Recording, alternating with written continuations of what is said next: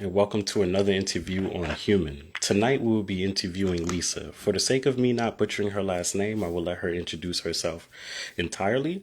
But this woman believes in taking care of oneself using vibrant wellness, mixing vibrance with wellness in a way that helps us edify our lives, build it to a higher level, and execute our dreams. Without further ado, let us bring her on. Give me 1 second, everyone. Acting a little funny right now. We're probably gonna have to restart it. Hey, Lisa. Oh, There we perfect. go. Wow, that worked. Okay, okay. Oh, I was about to say we technology. probably might have to. Yeah, I was like, all right, hold up there. It seems like we I might have was to restart it. trying. Instagram was making it hard. I am so grateful that we were able to get you on in this round. And thank you for taking Likewise. your Thank time you. for showing up today, despite the complications that, we have encountered over time, we are still here. And I really love that Absolutely. aspect. And you're a great supporter of me, 100%. But without further ado, for those who don't know you, please introduce yourself to the audience. All right. Well, I'm Lisa Sturiale. I live in Southern California, born and raised in the Bay Area, mom of two kids, and excited to be on with Troy tonight and see what kind of questions he's cooked up for me to answer. Yes, indeed. And I will not let you down with the questions, but I no I doubt. I'd rather just go ahead and dive right in. So the first one you already answered, which was where are you originally from? But what was it like moving from one location to another while you were young? I know that you were born in San Francisco and then you moved somewhere else in California. Can you please let us know where that was and what that was like? Yeah, so I was young. I moved from San Francisco to Big Bear and Lake Arrowhead, and I loved it. I was little, and there's a lot of places to roam and get into mischief and all that good stuff. And then we moved back to the Bay Area when I was 8, and that's when things started to really kind of shift in my young life. Hmm. So yeah, so. So how was it? Do you remember times from when you were that young? What was it like growing up within that time period Yeah, in California? it's crazy. I do remember it was wild to go back that far. Like the memories I have are crazy. So we had these best friends named the Einans that lived next door to me, and they had four boys, and it was just me and my brother. And so we would just get into mischief. I mean, we just would. I remember playing. First of all, I remember playing the Atari, which we'd all fight over because it just came out. So we were like all enamored with playing. I'm dating myself, but that's fine. And then yeah, it was kind of like a Big Bear, and Lake Earl has like a country mountain setting, even though it's only an hour and a half from Southern Cal, like the main base of Southern California. And so we just would, explore wintertime. We'd be able to go sledding in the backyard, and it was really cool. It was really a lot of fun memories there. Just growing up there, going to school, it was yeah, it just seemed simpler. It was just yeah, it was just simpler. I don't know if that makes any sense, but You know it was what? just easy times, just playing and having a good time. It does make sense because now I feel like the kids who are growing up with this in this generation have like complications, right? One of those Yes. complications being talking, right? Right. Socializing, Right. seeing, living in the present moment. When I was growing Right. up, this was right before, technology, Y2K, things like that kind of started taking place. And Right. so I feel like, let me just tell you this metaphor, not metaphor, but example. I feel like back then you could call someone on the house phone. You're like, hey, I'm gonna meet Right. you here at this location at this time. And 9 times out of 10, you knew that person was going to be there, right? Right. Because it just took like Right. that energy that, hey, I don't want you to let me down. Please don't let me down. But due Right. to accessibility, I feel Hmm. like people have turned around and now are like, I can ghost this person if I feel like. I could Yeah. block them if I don't really want to meet up with them. But I feel like back in the day, you really had to, you know, Yeah. be It's honest with both yourself and the person you were speaking to. Doesn't mean dishonesty didn't exist, but I feel like it's a different right. game now. It So, is like we play, and like now that you talk about that, we played. Like we didn't, yes, we fought over the Atari because it was fun, it was cool. But we played, like we were outside. We played, we got into mischief and good mischief, but it was all outdoors. Like it was just using our imagination. I remember there was this house, and I forget if it was in Lake Arrowhead or Big Bear. They're kind of right next to each other, next door to each other, but there was this house, and we were all told that a witch lived there.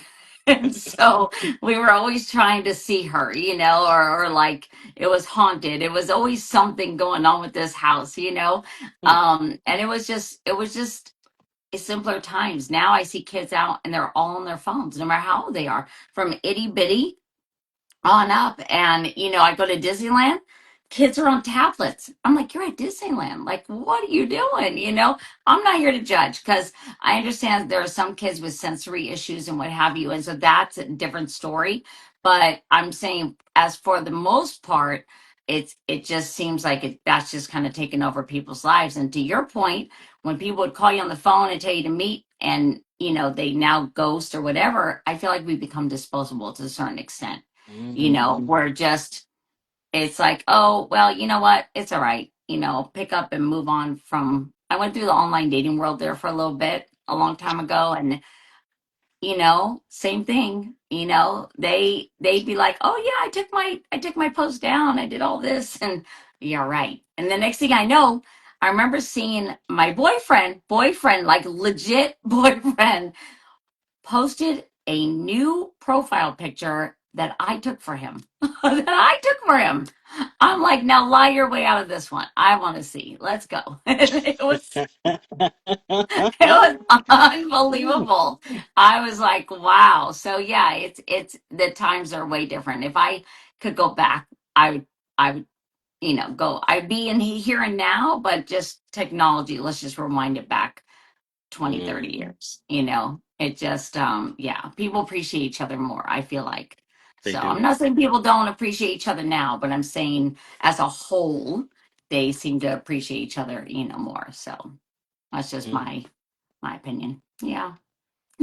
So what I wanted to do was take the interview in a slight different direction, something that I Okie feel dokie. like maybe slightly sensitive, but I did read about it within your bio, and I was like, Yeah, it's wow, fine. like, um, I guess I wanted to break down not only the situation, but the psychological aspects and its effects of divorce, right? I was wondering, how did the divorce between your parents impact your upbringing at the end of the day? You know, so looking back, it had a huge impact. I think more so on my brother's life than my own in a certain sense. I remember my parents fought a lot. So I was like, when they got divorced, it was like, no more fighting. Like, no more fighting. Yes. And so I don't remember being real sad over that. I remember my mom, she was so angry and I think she wanted the divorce. I don't remember the story, but Mm-hmm. she, because even to this day, 40 years later, she's still angry. Mm. But yeah, like still like just totally does not like my father. But Mm. anyways, it impacted me. I think I went to live with my dad about a year after the divorce. I remember my mom just kept bad mouthing my dad and bad mouthing my dad, bad mouthing him. And I recorded her one day, and I didn't understand. Um, I didn't understand why she felt the way she did. I understand now. I understand Mm. now, but back then, it, her her what she feels about him now um has sat with her all these years, and I feel like there's just a lot of damage was done. You know what I mean? Like a lot of damage was done by him to her. And but then I was a child and I didn't understand. And so I then went to live with him, which honestly was a terrible decision. A Mm. I heard terrible about that. decision. Because but it had its good moments because it it turned out it was what am I trying to say? It made me who I am today. Mm. But my mom and we have an amazing relationship now, but we had a terrible relationship over those years because she's trying to protect me because my dad's letting me run wild and, no control whatsoever. And she still had my brother to take care of. She was a full-time nurse.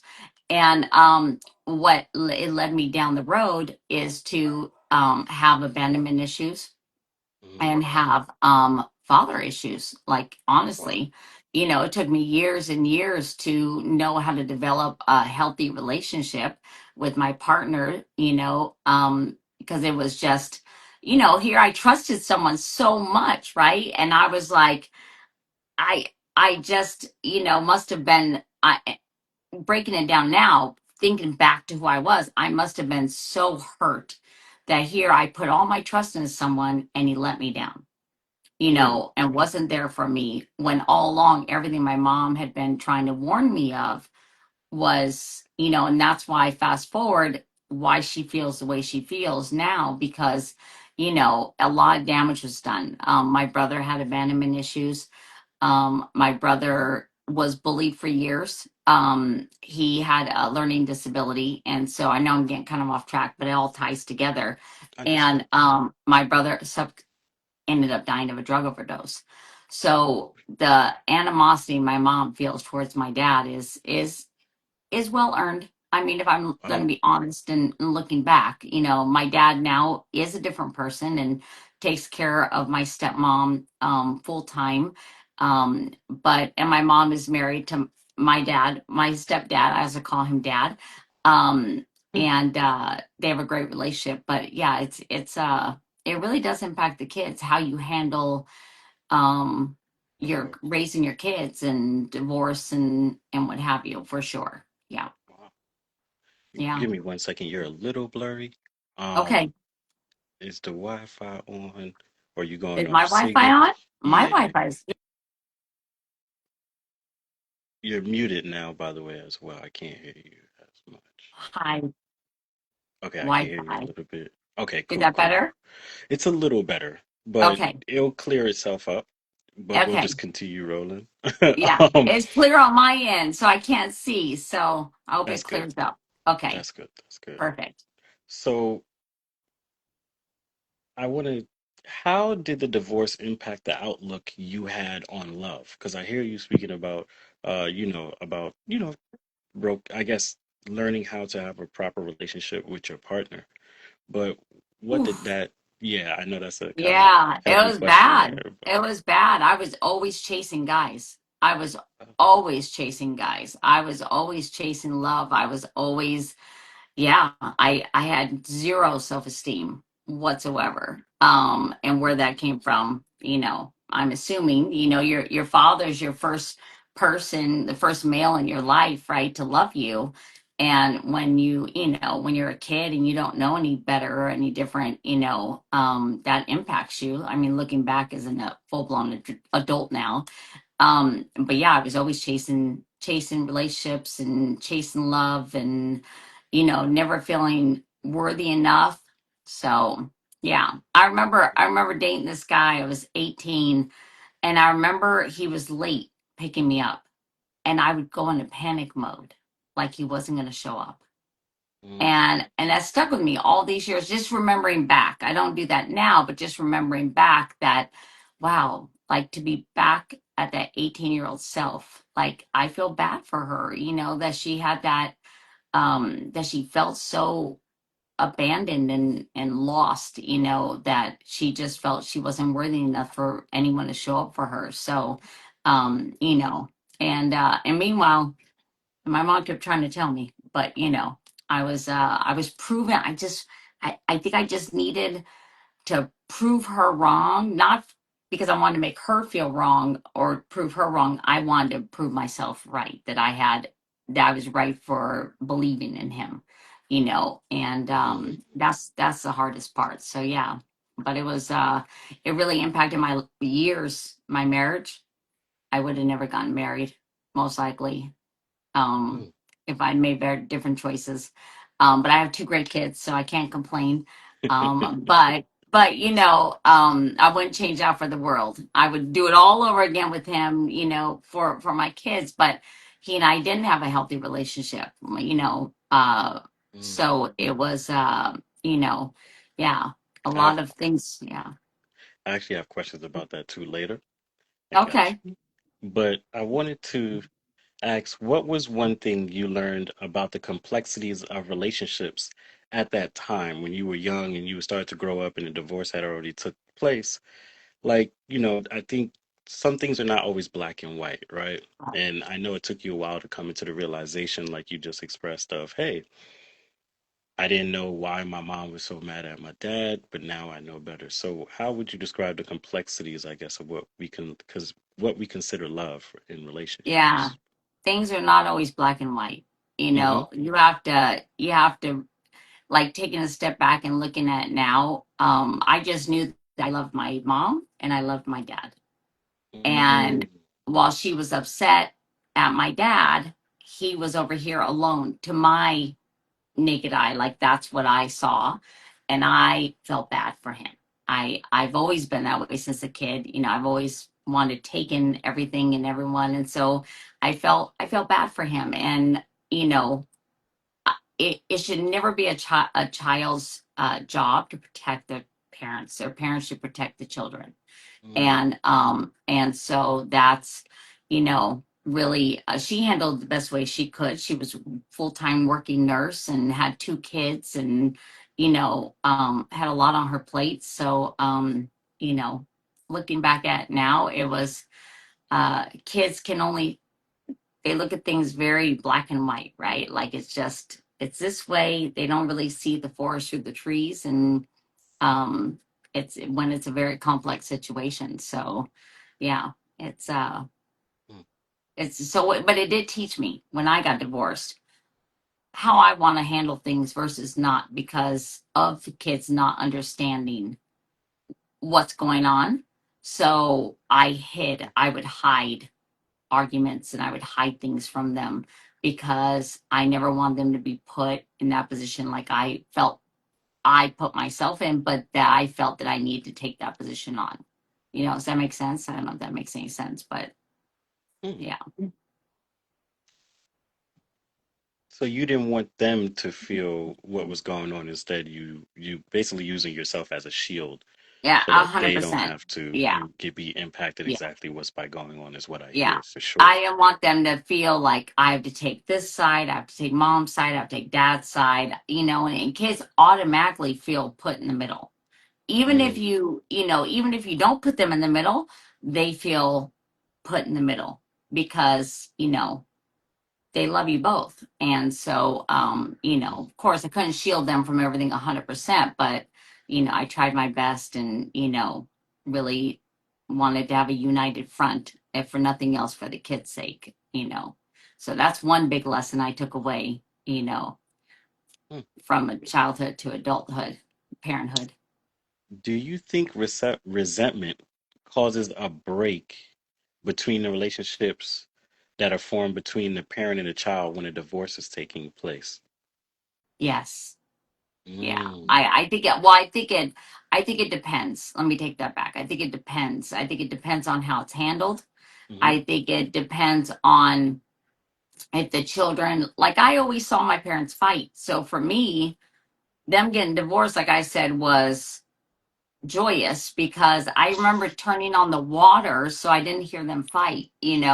So yeah, so it wasn't, and that was a memory that is still stuck with me to this day. So for me, it wasn't a matter of separating, it's a matter of that feeling put in the middle, because then my dad would come over. One thing I forgot to mention, and he would come over and like have me let him in the apartment and like take things that um him and my mom bought together, or certain things that were given to her, and that's a violation, that right there. You shouldn't do that to your child whatsoever. So again, I understand why and how she feels and felt, but as a kid, you don't know any better. You just, that's your mom, that's your dad. So, you know mm. but I do believe we take lessons from your past to over to the present, with kids and with family and with life. It's life lessons, right? It's like, okay, you know what, I'm going to make sure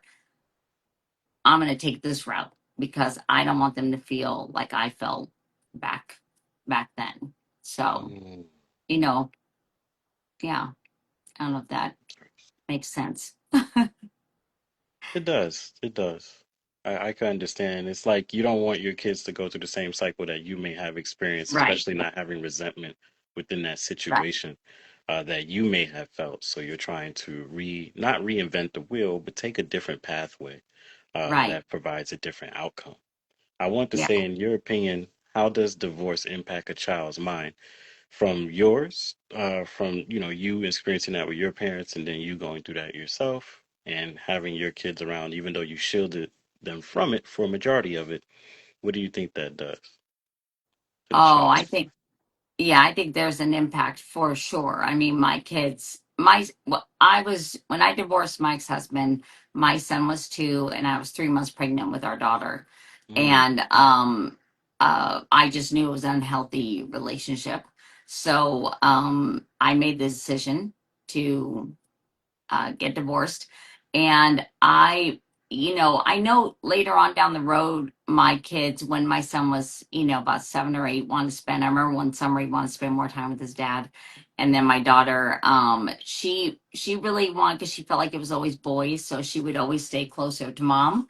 But I, I think it definitely impacted them because they wanted us to be together. But I will say, he got remarried a year or 2 after our divorce.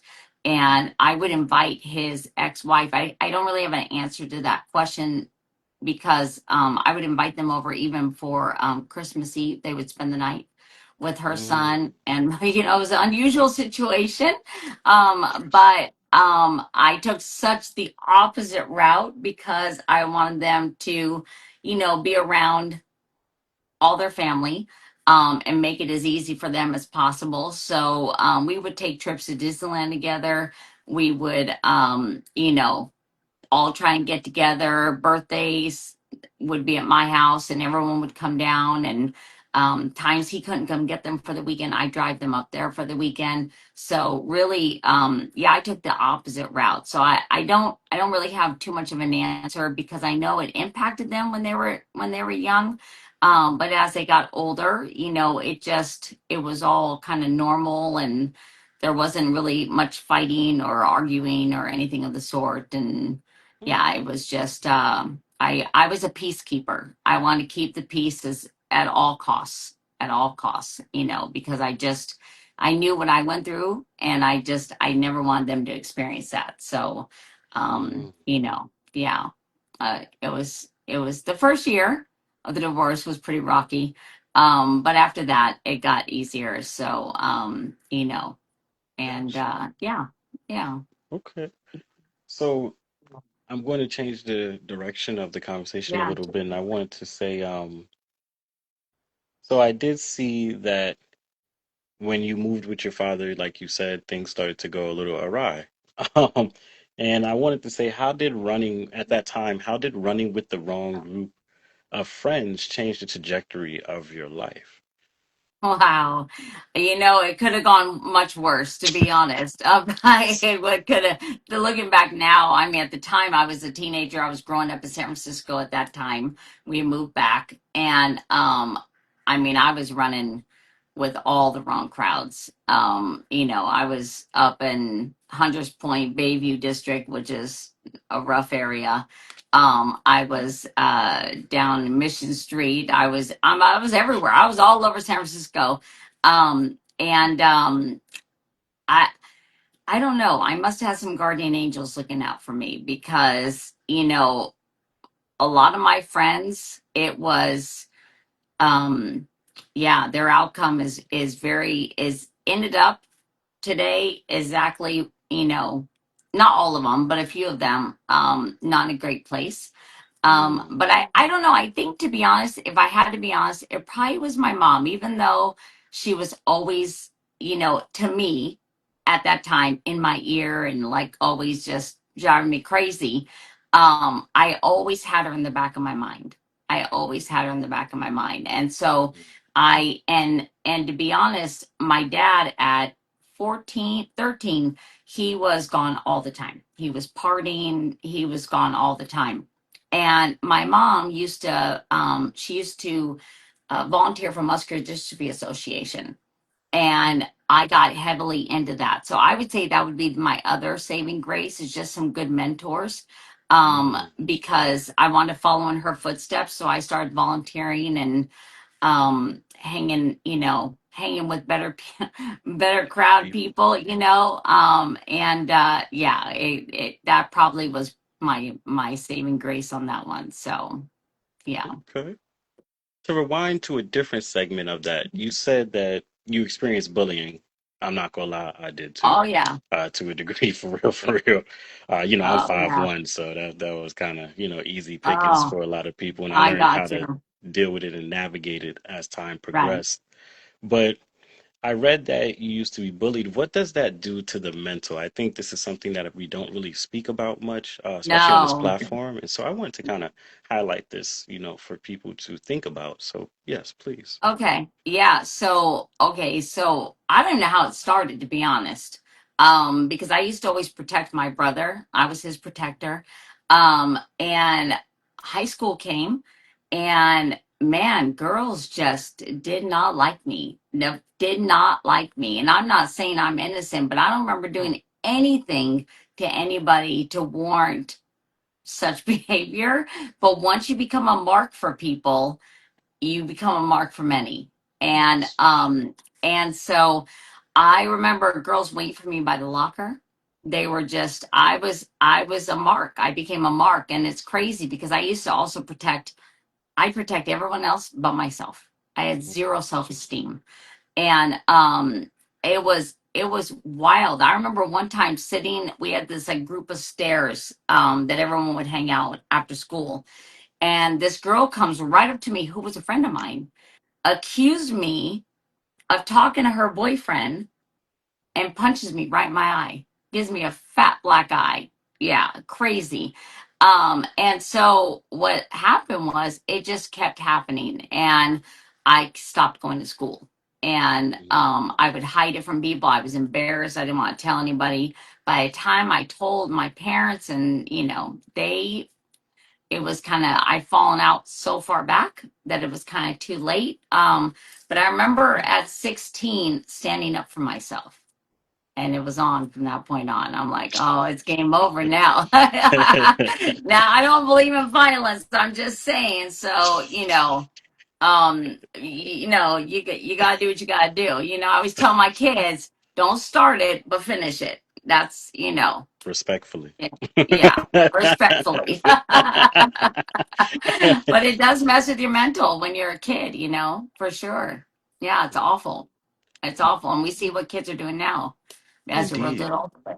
Do you think that bullying uh, leads to resilience? So bullying from a young age in life, does it eventually lead to resilience later? Do you think there's a correlation there? I do. I do, if you can break out of it. And we're seeing a lot of kids right now that are not able to break out of it. They're hurting themselves. And so I feel like back in the day, a lot of people I've talked to that were bullied are no longer, they don't take it from anybody. It's like you broke out of it. Hmm. That's where the resilience came into play. But now, because you have social media, Hmm. you've got all these entities coming at them. When I got bullied in high school, it ended when I left school. When I went home for the day, the What you bullying talking stopped. about? Nobody could call me. I mean, they could call me. I could just take the phone off the hook, and it got busy signal.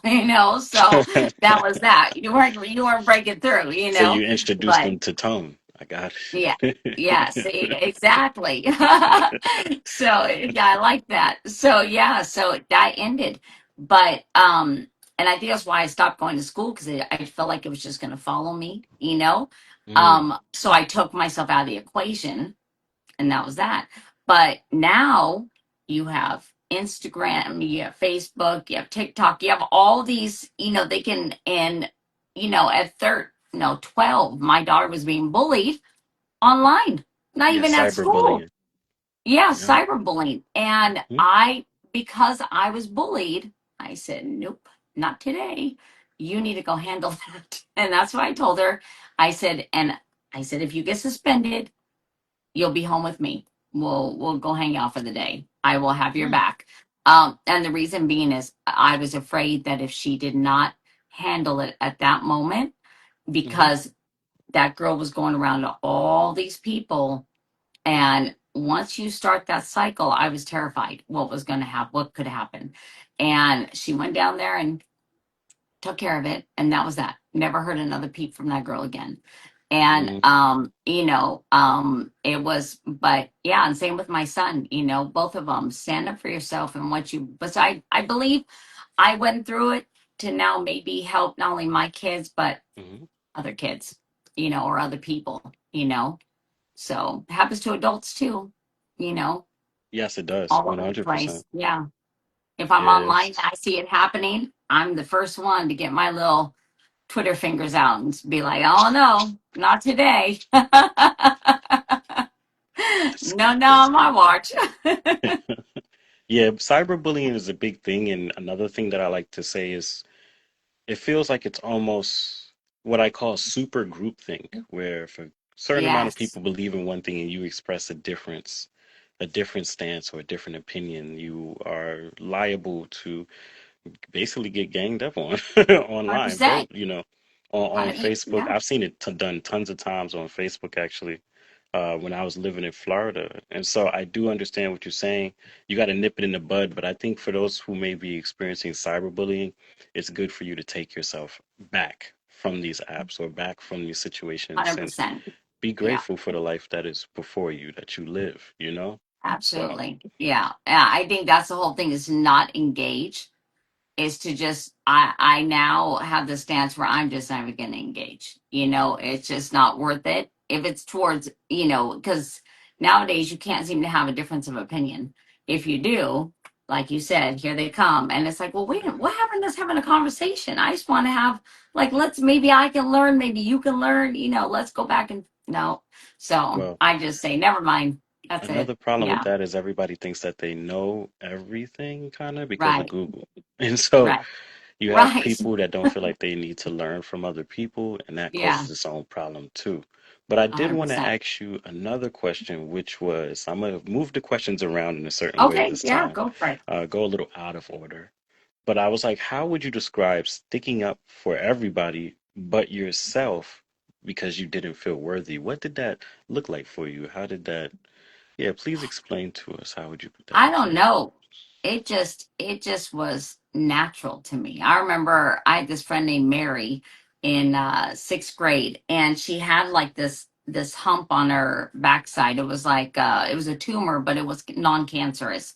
Mm, And so she didn't develop correctly, and she walked um cockeyed, like she walked, it was just off. And anyways, um I remember, like, just her, anyone that was handicapped, I automatically gravitated to. Like, I wanted to mm, help them.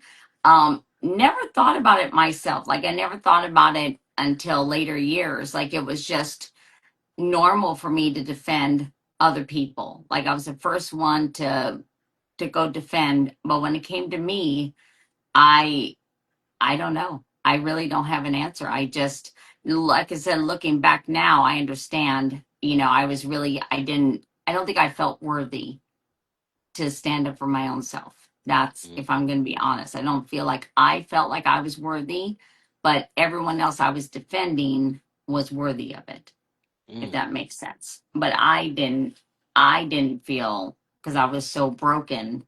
Um, because I did look at all of my life choices, and, up to a certain point, and it was like, wow, like, I mean, just all of it, just it all just made total sense as I put the picture together, and that makes me sad for Lisa back then, because she was worthy. She is worthy. mm, And if I could go back and talk to her, I would tell her, you are worthy. And it's, and that's where I want a lot of young girls and boys to know they're worthy, no matter what is going on in their life, or what they may feel, about themselves. Just look in the mirror and say, hey, I'm a rock star. And if nobody likes that, well, or agrees, too bad. But yeah, it was wild. I don't yeah, looking back at it, it was crazy. I it was a different time for sure, for sure. Definitely was a different time, trust me. I remember. I Yeah, remember. yeah, Oh man. yes. Yeah, It was so you know how crazy. I used to solve the bully problem? I'll be honest. So I would activate other people that were bigger than me. So I Oh, had a way of nice. talking to them. Somebody would be bullying me. I go to another person that's bigger than me. I'm like, yo, this person over here is like really, you know what I'm saying? And the person would be like, say Yeah. less word, man. So I always had like guardian angels kind of around me where I was Yes. like, yo, go get them. Yeah. You know And what's it so would work. funny? You know what? I didn't have I wish I the only one, this is wild, I swear to you, his name was Troy. He was my best Oh friend. wow. No joke. And he actually saved me from possibly um being raped. I know you can't say certain words on here, so I don't want to say Got it. but Understood. there were guys from the neighborhood and he had told me get out of the car right now. They're not giving you a ride home. Like get out of the car now.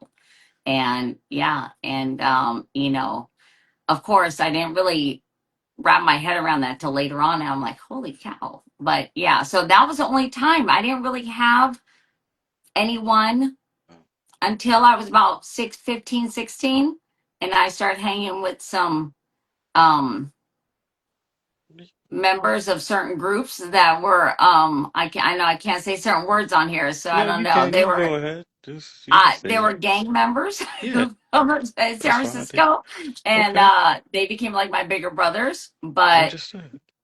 that wasn't until later on. So and then it was like, okay, now it's game over. Now I got people behind me, but by that point, the damage had kind of been done where high school was concerned. So yeah, Interesting. So I'm gonna go on a little side quest with you okay, and ask you about like San Francisco. So I've been to San Francisco. I think we've spoken about this privately.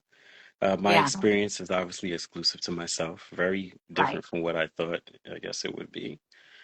right. Um, and so how would you describe the energy of San Francisco if you could put it in a couple of words? Because a lot has taken place within San Francisco, a lot that I'm Yeah, aware of that, for the sake of conversation, I'll keep it short and sweet. But I do know an intense version of the history where San Francisco at one point was predominantly black to a degree, and now it's only yeah. 1% black population. Something has to Wow, take place that is I didn't dramatic know there that. for that to for that to Yeah, happen. And wow. so, yeah, yeah, I found that out the hard way. Hands down, I found Oh, that out the hard way. I had no idea because everyone I grew up, all okay. Who I was bullied was not they were not black when I was in high school. They were Latinas. Okay. That they were the ones that had a real problem with me.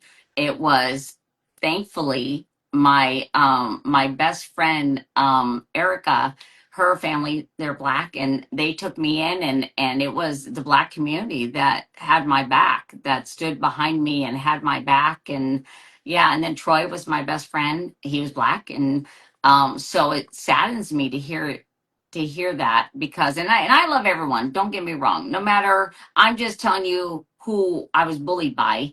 And oh, and white.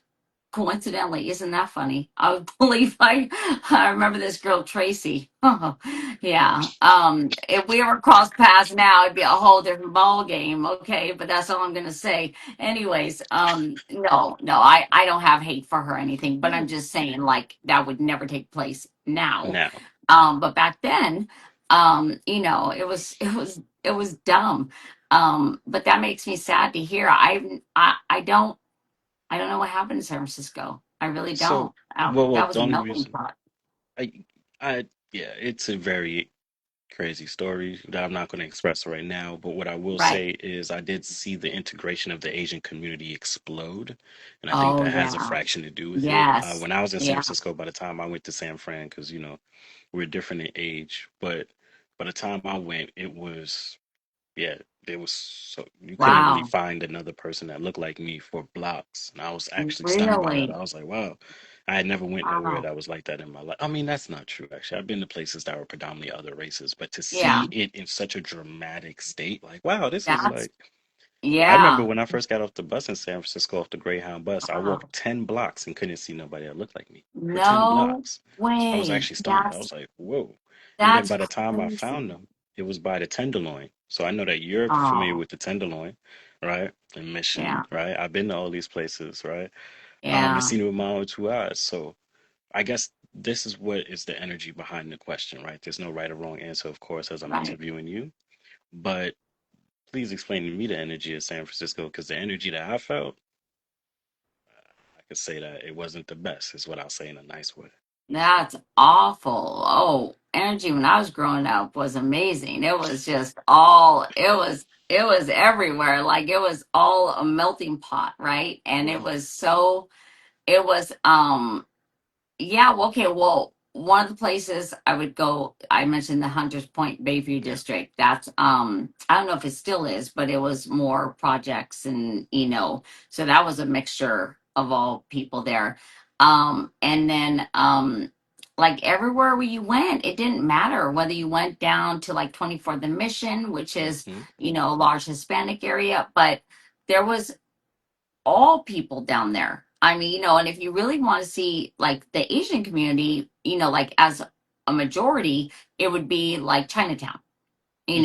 in those Hmm. Hmm. areas. But when you went down to Fisherman's Wharf, where we all hung out, Pier 39, Fisherman's Wharf, that was yeah, that was it was everybody was down there. It was just a huge. So it surprises me. See, I when I go visit my dad and my stepmom, it I literally go to their apartment for a little bit and then I leave. Like I haven't lived in San Francisco in 30 years.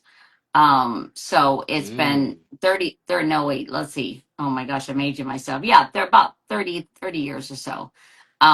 So, when I left, even 10 years ago, it was, you know, So I want you to do wasn't as, something for me yeah. next time you go.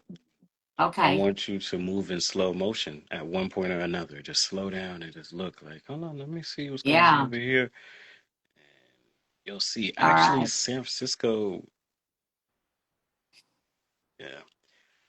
Quick story, It's, I was in San Francisco, and this is why I asked you of the energy of the place. And I had crossed paths with a mysterious man. Never met him before, uh, of Caucasian descent.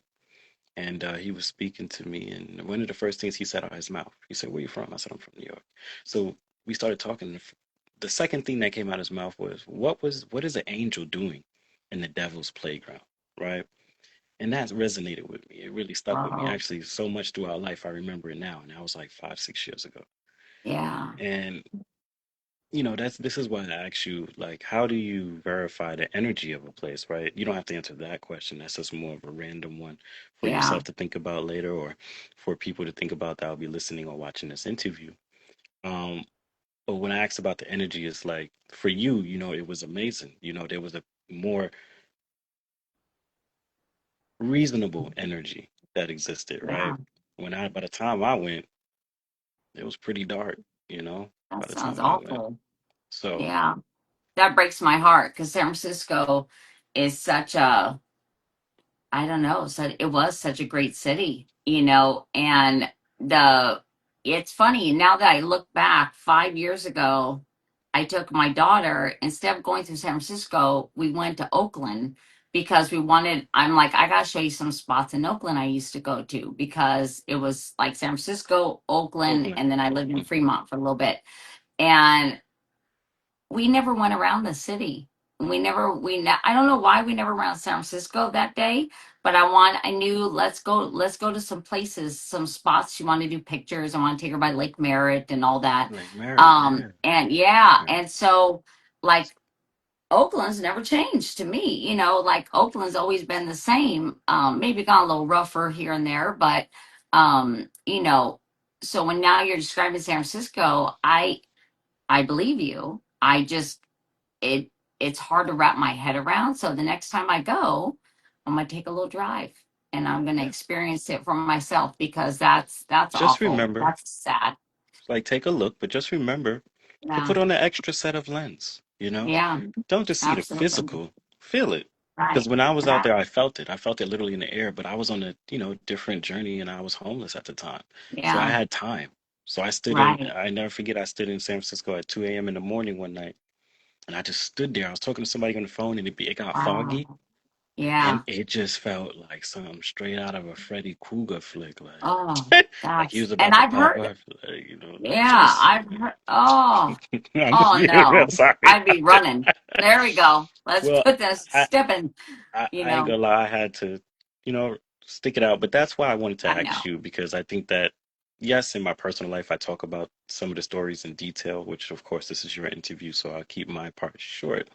No, But you're what I okay. will say is, when I tell some of the stories I've been through, you know, it's rare that I meet somebody that was like from there or has been there, that has had like, unless they're doing business or something like that, people just don't really resonate, I guess, sometimes with what my Right, description is because my right, experience is exclusive to myself. But I'm right, just saying, for me to hear your experience sounds great, but then to understand the time and when that experience took place is right. interesting in itself, right? Yeah. Well, and to be honest, to your credit, um, I've heard that about San Francisco, and I think that's why I haven't driven through there, is I haven't wanted to see it firsthand. I've seen the pictures. I don't know if anyone else who watches this or is going to watch this has seen the pictures. It's not pretty, and I think maybe now that I think about it, because we go see my dad, my stepmom, and then we hit the Bay Bridge. We don't even drive through the city to go the Golden Gate. We drive back through Oakland and loop our way around, and so maybe subconsciously I just haven't wanted to see it, now that I think about it, because it's heartbreaking to hear that even you describe it. It's just, that was not my city growing up. I went to New York for the first time, um and I uh I saw, well, I didn't go, let me take this back. I went through a journey on um, uh, a video journey, if you will, through the Hmm. city, right? And that's what my city looked like.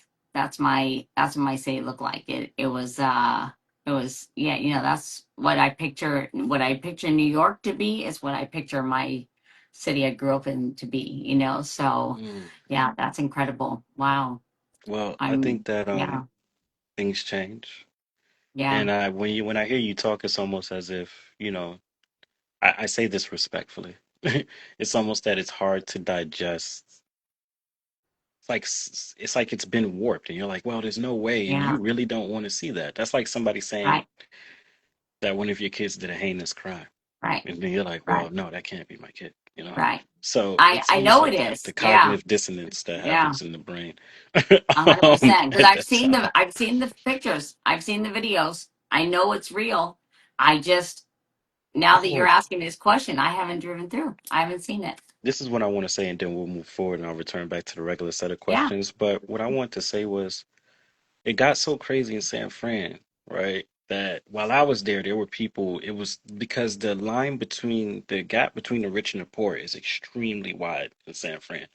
I had never seen anything like it, I'll be honest with you. I was just astonished. Yeah. But what I came to realize was people were basically stealing. And at that time, they were stealing. There's something that I classify as bulldog stealing. It's like, Okay. you need it, you just go in there, you're just gonna take it. Whatever Yeah. happens, it's gonna happen. You're like, it's Yeah. mine.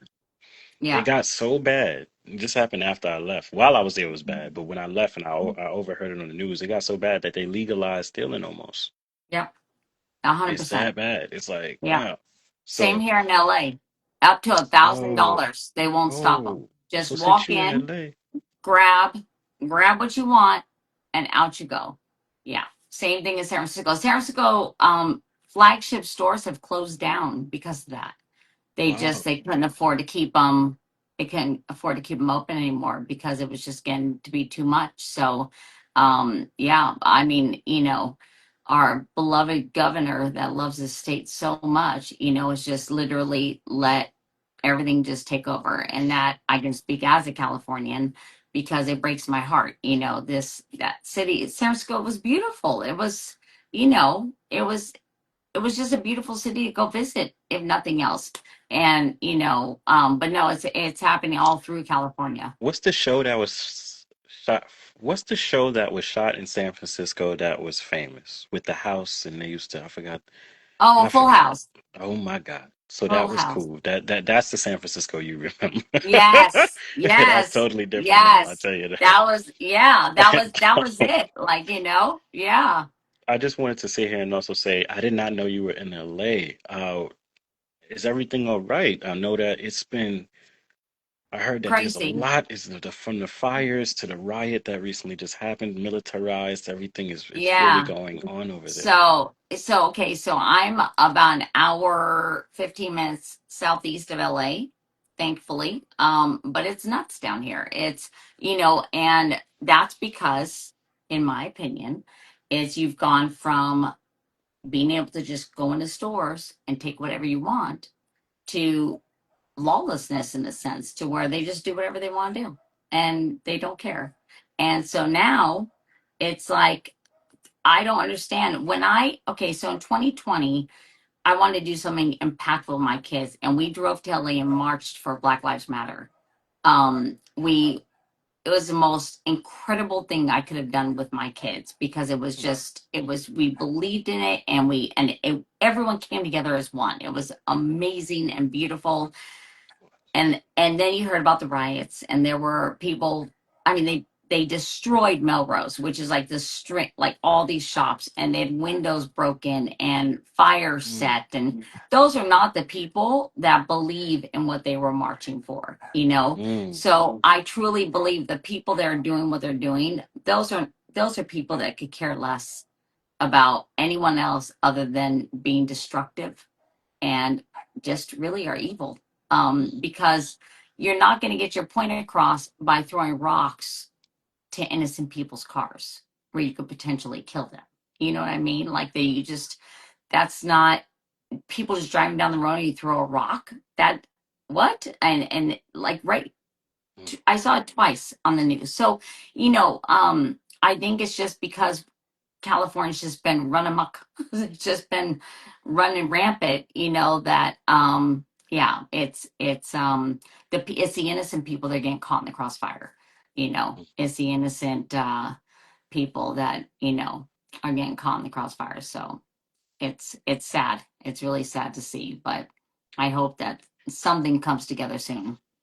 I will pray for you and those out there because I know, it's just been Thank one you. thing after another.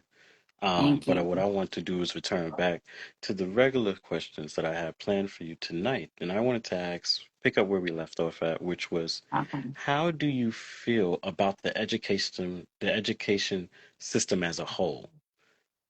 Oh, now or Yeah, then? now. Yes, Oh, yes, yes. it's Well, now and well, then, actually. Like, we okay. could do both. Well, it was good back then. Mm, Well, while I was in school, it was good. Now it's a mess. At least in California, I can't speak for mm, across the states. But I can tell you that I had adopted a third child, and when she was in ninth grade, I read her writing, and I was like, "What?" No, she was in 10th grade, and I was like, "What is this? Like, this is awful. Like, this is," and I don't mean as a disrespect to her. It was bad. And I went to her teacher and I said, "Hey, what, like, there's no punctuation, there's runoff sentences, there's no, structure." And she goes, "Oh, we don't worry about any of that anymore." I said, "Excuse me?" Like, my mind was blown. What do you mean you don't worry about that anymore? You have to write. If you cannot learn math, geography, history, you have to learn English. You have to learn writing. That's just mm, bottom line. And that really was an eye opener. And then she graduated high school, and her teacher told me the only reason why she graduated because she had an IEP. And if you don't know what an IEP is, it's called an individual educational plan. So she was very smart, but she needed some more time just for tests and so forth. So you mean to tell me you graduated her because she had this plan? How mm. many other kids are like her? How many other kids? And it's a problem, because this is our future. This is the next wave. And I've heard it from multiple parents. It is all across the board. It's absolutely ridiculous. They're coming out with new curriculum. They're coming out with new math. And what happened to the basics? I think we all turned out okay, like, adding, subtracting, multiplication, all that stuff. And then if you go on to calculus and so forth.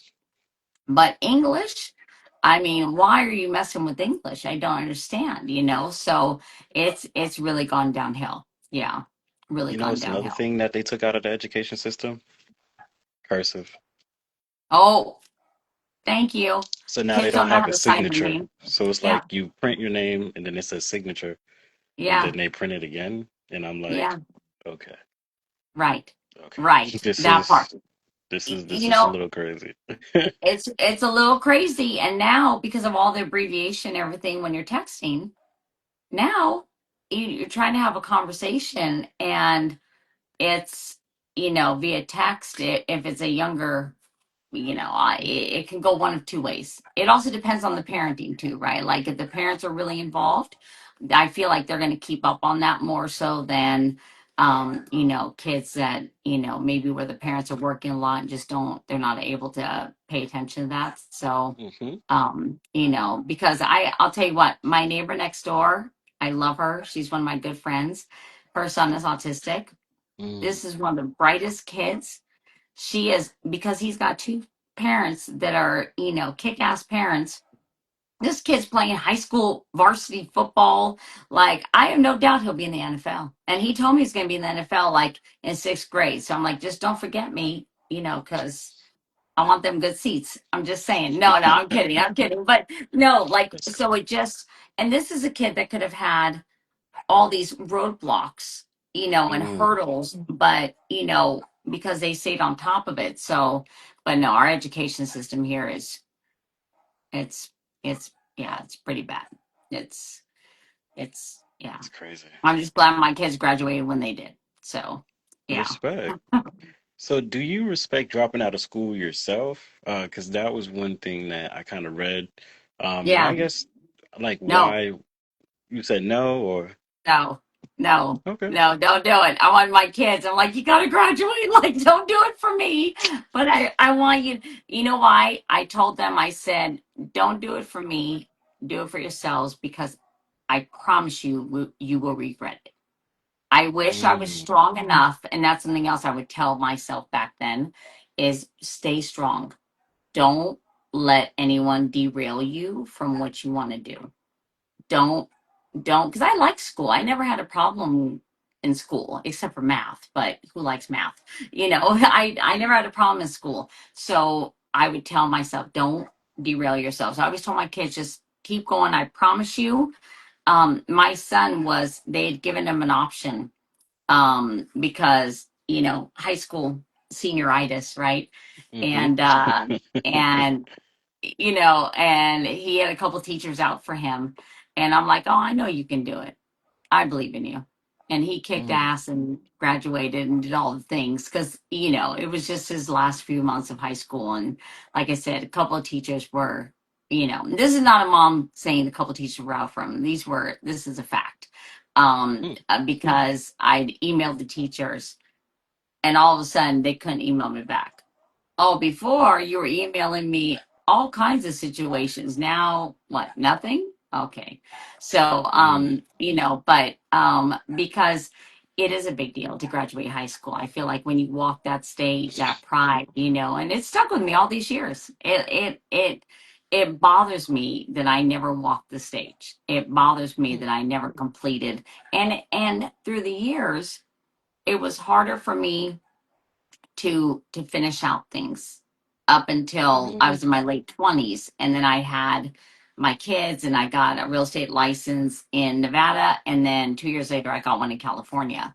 So you can't, I also want to say to anyone who has never graduated high school, you can do whatever you set your mind to do, because whatever I wanted to do in life I have done 1000%. But internally, I really wish I would have walked that stage, because Mm. that's one regret that I have, is not walking that stage. So, throwing the cap up in the air, and all the things.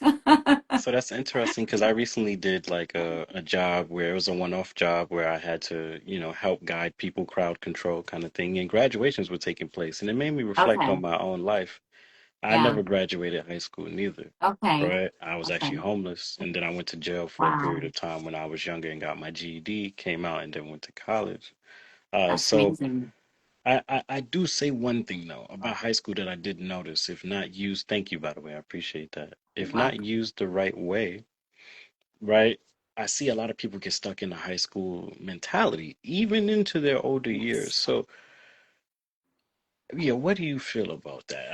I never Okay. really spoke about that before, but I've seen it as a pattern amongst multiple people, and it's interesting.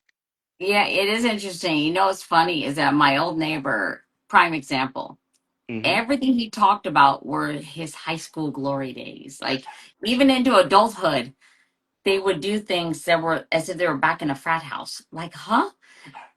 But then like I look at my son and his friends, right? And they're like, or my daughter and her friends, like they're moving on to like bigger and better things where I Hmm. feel like you've got two groups. You got like the jocks and whatnot. And I'm not saying everyone that was a jock don't hate me because I'm not putting you in a box. But I'm saying like a lot of people that flourished in high school, right? And felt like those were the best years of their life. Maybe, and I don't know their psychology into their head, but maybe the best they think they'd ever get. I don't know. Like it was, but they get stuck there. Like it seems like there's two people. There's the group that lives in their glory years of high school or college or both, and then there's the ones that live in the here and now. Because I've met people who all their talk was back in their high school years, right?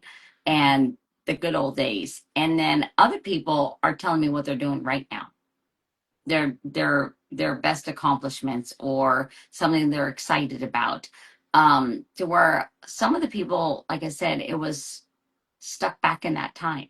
I actually connected with a couple people that were from when I was growing up, and it was weird. It was really Yeah. weird. Some are moving on and it's about, now and Hmm. the future, and then some were remember this, remember that. You always reminisce, don't get me wrong, but it was it Yes. was it was like that's all that was to that conversation. So I think it's just depends. So yeah, So yeah. I think sometimes, like when I reflect on it, especially with the high school, and then I hear you talking now, I'm like, maybe it's a good thing I didn't, go to college, because I mean, didn't go to high school, excuse me, because I'm like, I can't get stuck in that mentality, you Yeah, know? that's true too. That's So, true too. and it's a shocker. Like I tell people, hey, Yeah, I didn't go to college. I mean, excuse me, I keep saying college. I didn't go to high school.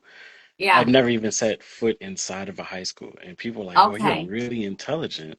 I'm like, Yeah, thank you you. are. So it's just that shocker, right? Like, wow, Yeah. thank you. I appreciate that as Yeah, well. you're welcome. Yeah, people say the same thing to me. I tell them, well, I did step foot. I went to high school for the first year and a half, and then I would step foot into one door of high school, and I'd walk out the back door. So it was, I just keep walking right on through. I Moving know what on up. happened at those lockers. I'm not doing that again. Let's go. I can laugh at it now. Then it wasn't funny, but I can laugh at it now. I heard the pitch change. Then it wasn't funny, but Yeah. I got you. So I want to ask and change the conversation a little bit and talk a bit about, like,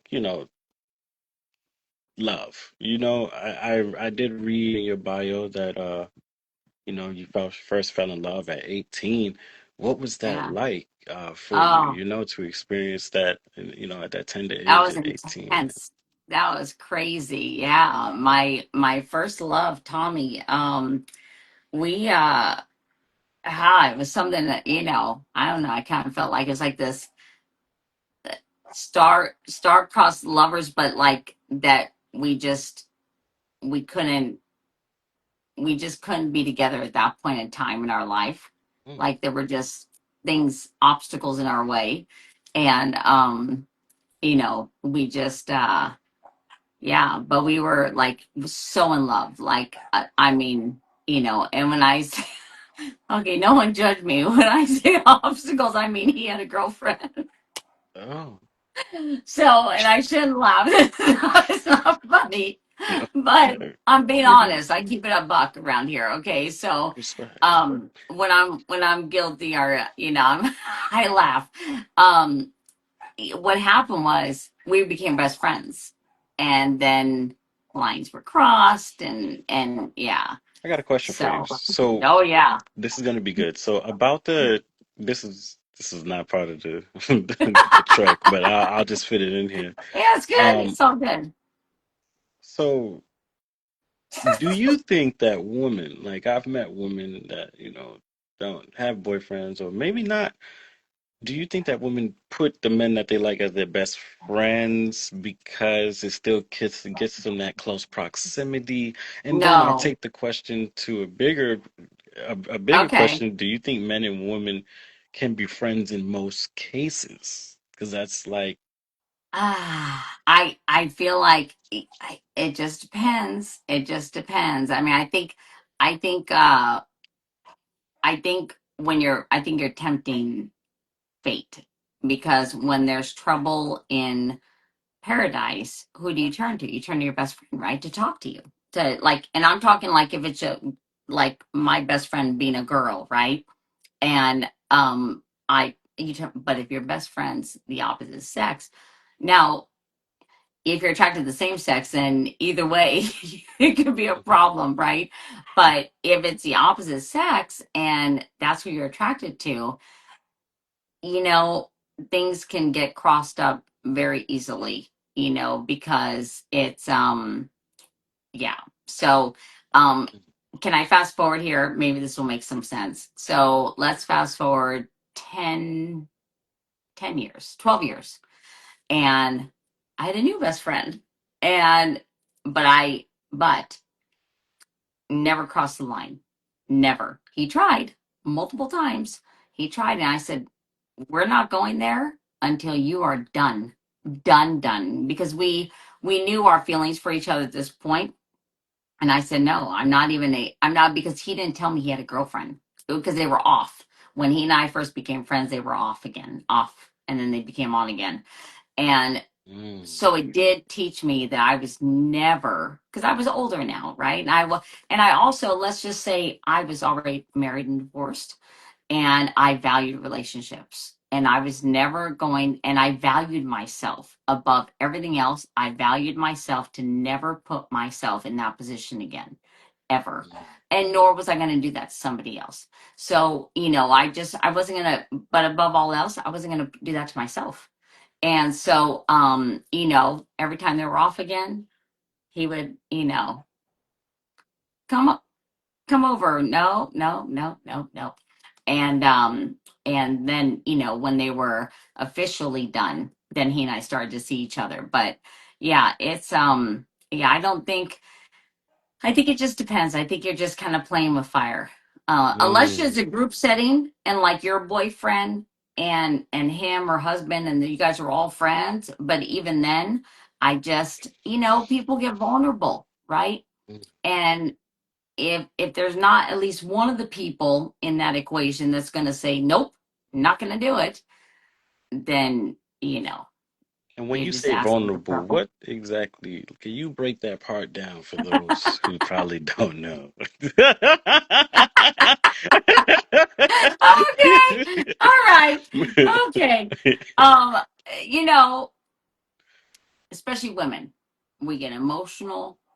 Okay, look, I'm just gonna keep it real. I mean, I think guys are ready anytime. It doesn't matter whether it's whatever, vulnerable or not. I'm just saying, the male anatomy is what I'm saying. Women, and I'm not judging all men. I'm not saying you all can't be, but I'll explain. Let me just explain where I'm coming from, because I feel like after 30, I tapped in to how males react to sex.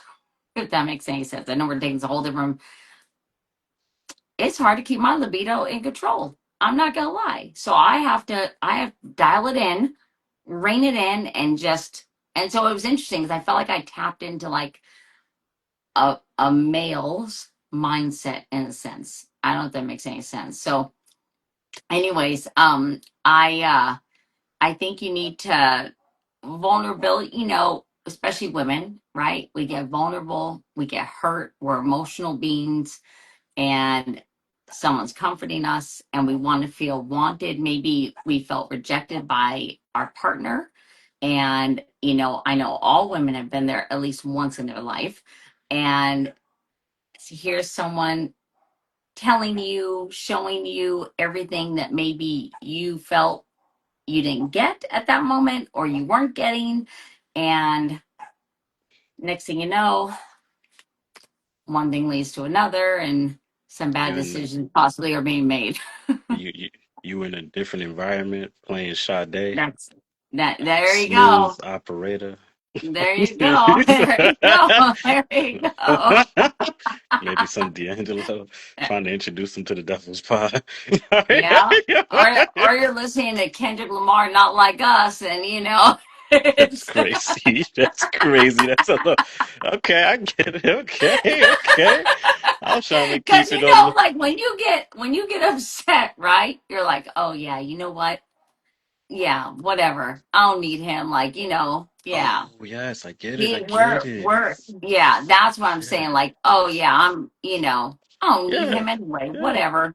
Yeah. And Kendrick Lamar's one of my favorites. That's what popped in my head, besides Travis Scott, but that's another Oh, subject. okay. Interesting. Yeah. Interesting. But yeah, no, it's Actually, tough.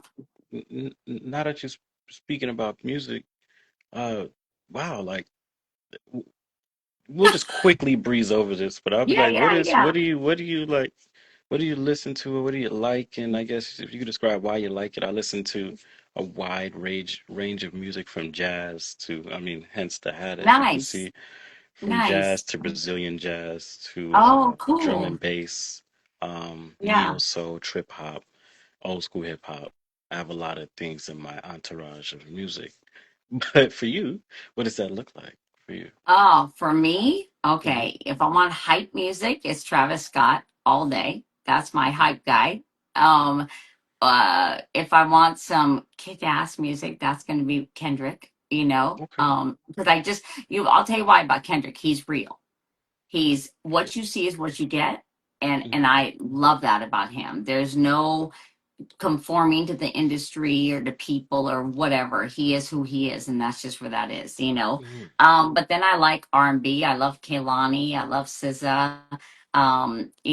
I love country because I love to line dance, but it's got to be the new country, not the old country. I'm Oh, not big on the twangy stuff.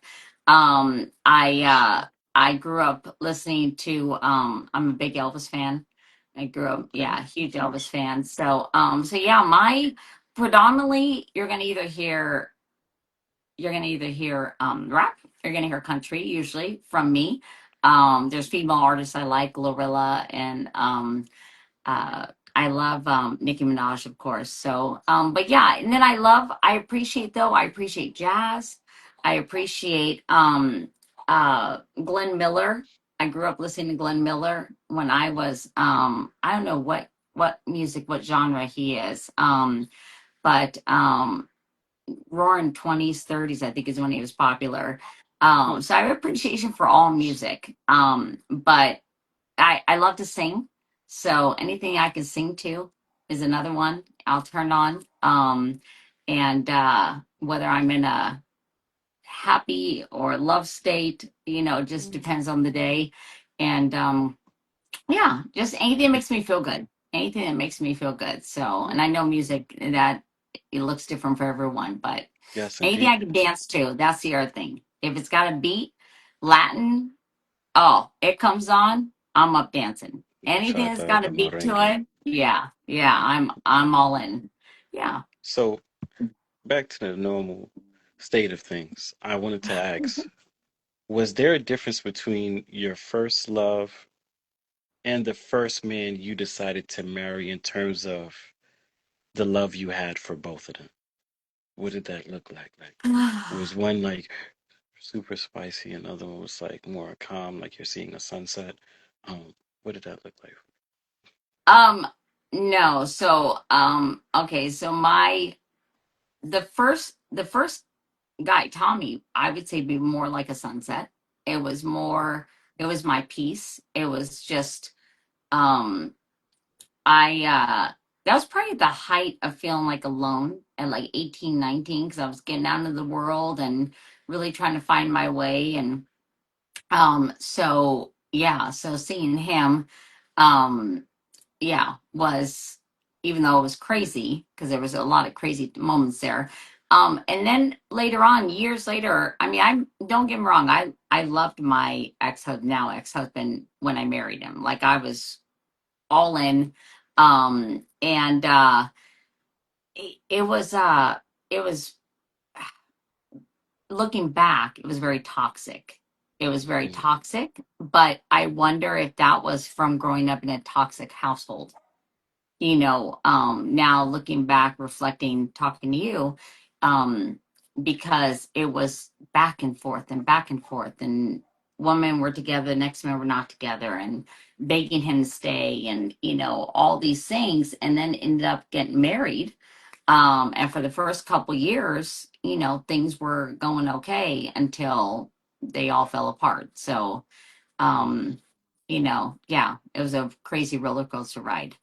So, but with him, it was more adventurous. The first one was more calm and, yeah, wow.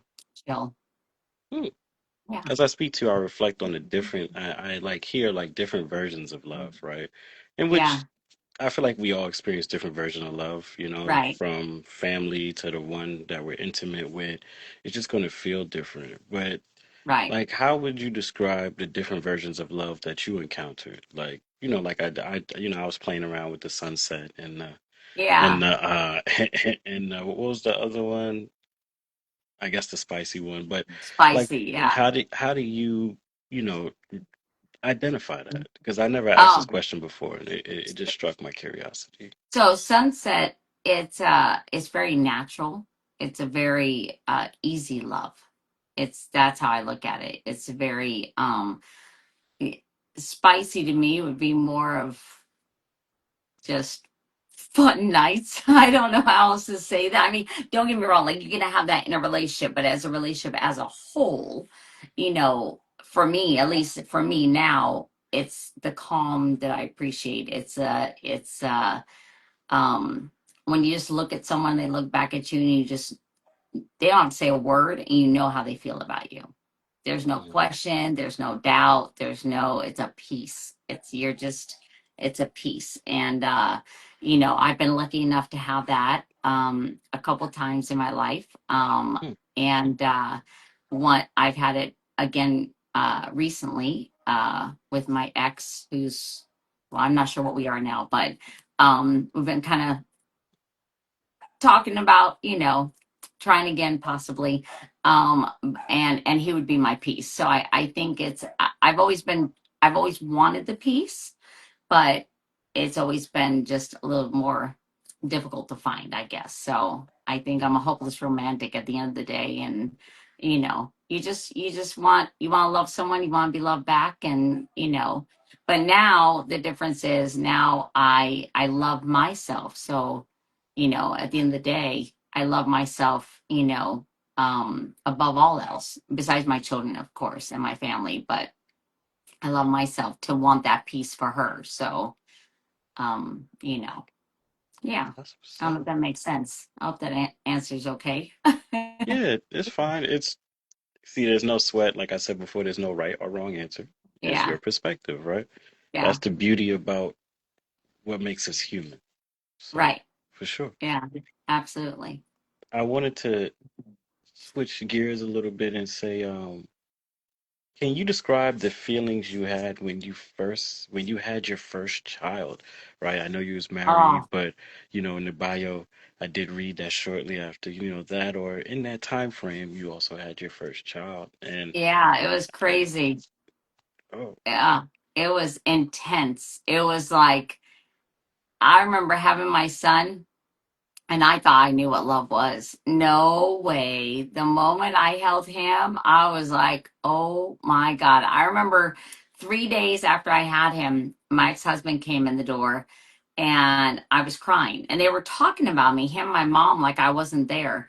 And he goes, what's wrong with her? I'll never forget this. And she's like, I don't know. She's been like this all day. And I said, I never want, I know someday he's going to grow up to hate me. I never want to leave him. I never, because he's going to end up hating me. Because in my mind, teenagers, once you turn teenager, you now your parents became the enemy, you know. Mm, And I was like, no way, I have to like spend every waking moment with him, because that day's gonna come, and I'm gonna want this time. And yeah, no, yeah, it was mm, intense. It was the most beautiful love I could have ever experienced, ever on the face of this planet. Yeah, amazing. I'm looking yeah. forward to having my So own kids and experiencing it yeah. myself one of these times. And I'll tell you what, they don't all grow up to have that relationship with their parents. I have two beautiful children that actually love being around me, and I love being around them. So, yeah, it doesn't have to be like that. So yeah, I can't wait for that to happen for you. Yeah, Thank you. it's amazing. You're I do welcome. intend on sticking it through with my kids almost no matter what. And I do Yeah, wholeheartedly mean that, you know. yeah, I told people that when yeah, I had kids, I won't be the same. I know that because yeah. there's another part of me that I'll activate to make sure the kid is always okay. You So, know what? It happens naturally, I think. At hmm least it should. It should just happen. It'll just happen. I can tell just from getting to know you, it's going to happen naturally. It's just, yeah, yeah, you never know love until you have kids. And that's why kids, unfortunately, not to get off track, but why so many kids are abused by their parents, and they keep going back and protecting those parents, because a love for their parents is unconditional. And if that's all that you know, then, you know, you're the child's gonna grasp onto that parent. And it breaks my heart, because, these kids don't ask for it. So, um, you know, it's for up to us to respect their love, you know, if we want to reciprocate it back, yeah, I think part of that it's, reciprocation is also allowing the kid to be an individual, but still yes, know that they came from you, but yes, they're still there. yes, They're gonna grow. They're yes. still growing into their own person, or 100%. will grow into their own Yeah. person, and I respecting should, that. you're right. And I should say, I'm talking about little children, like Hmm, little children that, but no, absolutely. As your 100%. teen grows up and makes choices, you love them no matter what. No matter what mistakes they make, no matter what trouble they may get themselves into, you have to love them and support them and have their back, all the way across the board. And, you know, it's, yeah, you just, believe me, I've been down that road a couple times. And you have to have their back. That's it. Yes, indeed. I understand 100%. Um, Now this is going to be a little different. Did you feel a deep connection to the birth of your daughter, knowing that she was a woman coming into this world and may have had to endure what you've endured in life? What did that look like, you know? Yeah, I loved her. I was so excited to have. And it's funny, I didn't even think about anything that I went through, because I knew it was going to be different. I just Respect. knew it. And that was that. I was never ever going to let my kids be bullied, and I wanted them to grow up to be strong, independent people, and that was it. Bottom line, there was no. It was like, I'm a very strong-willed person, and I was like, so when I had her, it was just like, all right. I didn't even think twice, to be honest. Like, I just knew how I was going to raise my kids, and that was that. And um, you know, yeah, I didn't have any. And then, sure enough, after she was a year and her personality came out, I didn't even doubt it. I didn't have one doubt. I'm like, I'm in trouble. That's who's in trouble here. It's just, Mm, that's what's going to happen. She's a strong-willed young lady, 2 years old, picking out her own clothes. And oh yeah, yeah, yeah. So she, yeah, had definitely had a strong little personality. So still respect. does. Yeah, Yeah, I yeah. was I was interested, like we had spoke before about, bringing her on. That was going to be like one of the question where I wanted to, have her Oh, show up. I okay. thought that would have been cool. Yeah, yeah. But regardless, we're still here, and I wanted to say, what was because there was a turning point, right? I know within the marriage. So going in sequential order, you got married, the kids were born, you were, living your life, and then My son things was started. born. Your son was Yeah, born. and I was Um, pregnant with our daughter. what Yeah. was the thought process going into protecting your children from your first husband's old ways as they started to resurface? Um, I just I just didn't want them going through what I went through. Hmm. And yeah, I wanted different for them. I wanted us to be better for them, and I feel like, our parents can only do what they can do, they've taught or been learned, or what they've learned or been taught. And then you're supposed to take what you went through as a kid, and you're supposed to evolve and make it even a little better for your kids, so it was a matter of we need to do better for our kids. I mean, that's the way it's supposed to go, and we're supposed to make life a little easier for them. Not just because we have this life is like, oh, well, we turned out fine. So our kids will be okay. No, that wasn't good enough for me. No, we need to do better. Like, because our parents, any mistakes any parents make, they don't mean to make them. I know I made mistakes as a parent. I was imperfect, but you try your best. And I believe that we're, as parents, we should take what we were around, what we learned, um, what maybe our parents wish they would have done differently, and take that and apply that to our life with our kids. And so I really, tried my best to um keep the peace, and give them a stable household, even though there was two separate addresses. And to be honest, I overcompensated probably a lot. But you do the best that you can do with what you got. So, Yes, you you know, do, especially when it yeah, comes to your kids, right? yeah, 100%. 100%. Yeah, Yeah. yeah, Oh yeah. I man. was all in. I was that parent that was like, all the parents were here hanging out, and I was playing with all the kids. I was like, well, with my own kids and all the kids. I wasn't just off with the kids. I was playing with, I was doing, make sure I clarify that. I was all in. I was the big kid in the playground, my kiddos. So yeah, Respect. yeah, Yeah, I mean, having so, that bond is important, showing them yeah, that you can still activate that inner child.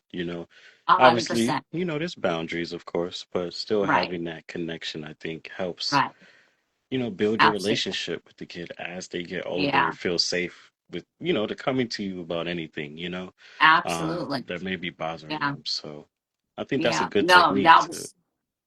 oh, go ahead.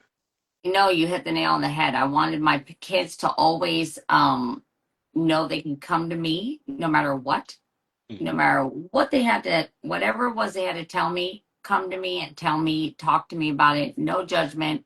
I wanted to make sure those lines, I was a mom first and a friend second, but I wanted to make sure that we had that communication open, because I feel like that's when things can start to happen, and choices maybe can be made that can't always take back, and so forth. So yeah, yeah. Hmm. Hmm. What, excuse me. What was it like doing what you had to do for your kids as a single mother at that time, especially raising them? Within that, I feel like they were young, you had separated. That's a lot of, I think, pressure sometimes on a person. So Yeah. what did that look like for you? um you know uh it was funny, because I just like stepped right into that role. I remember here I was divorcing their dad while I was pregnant, and I had a 2-year old.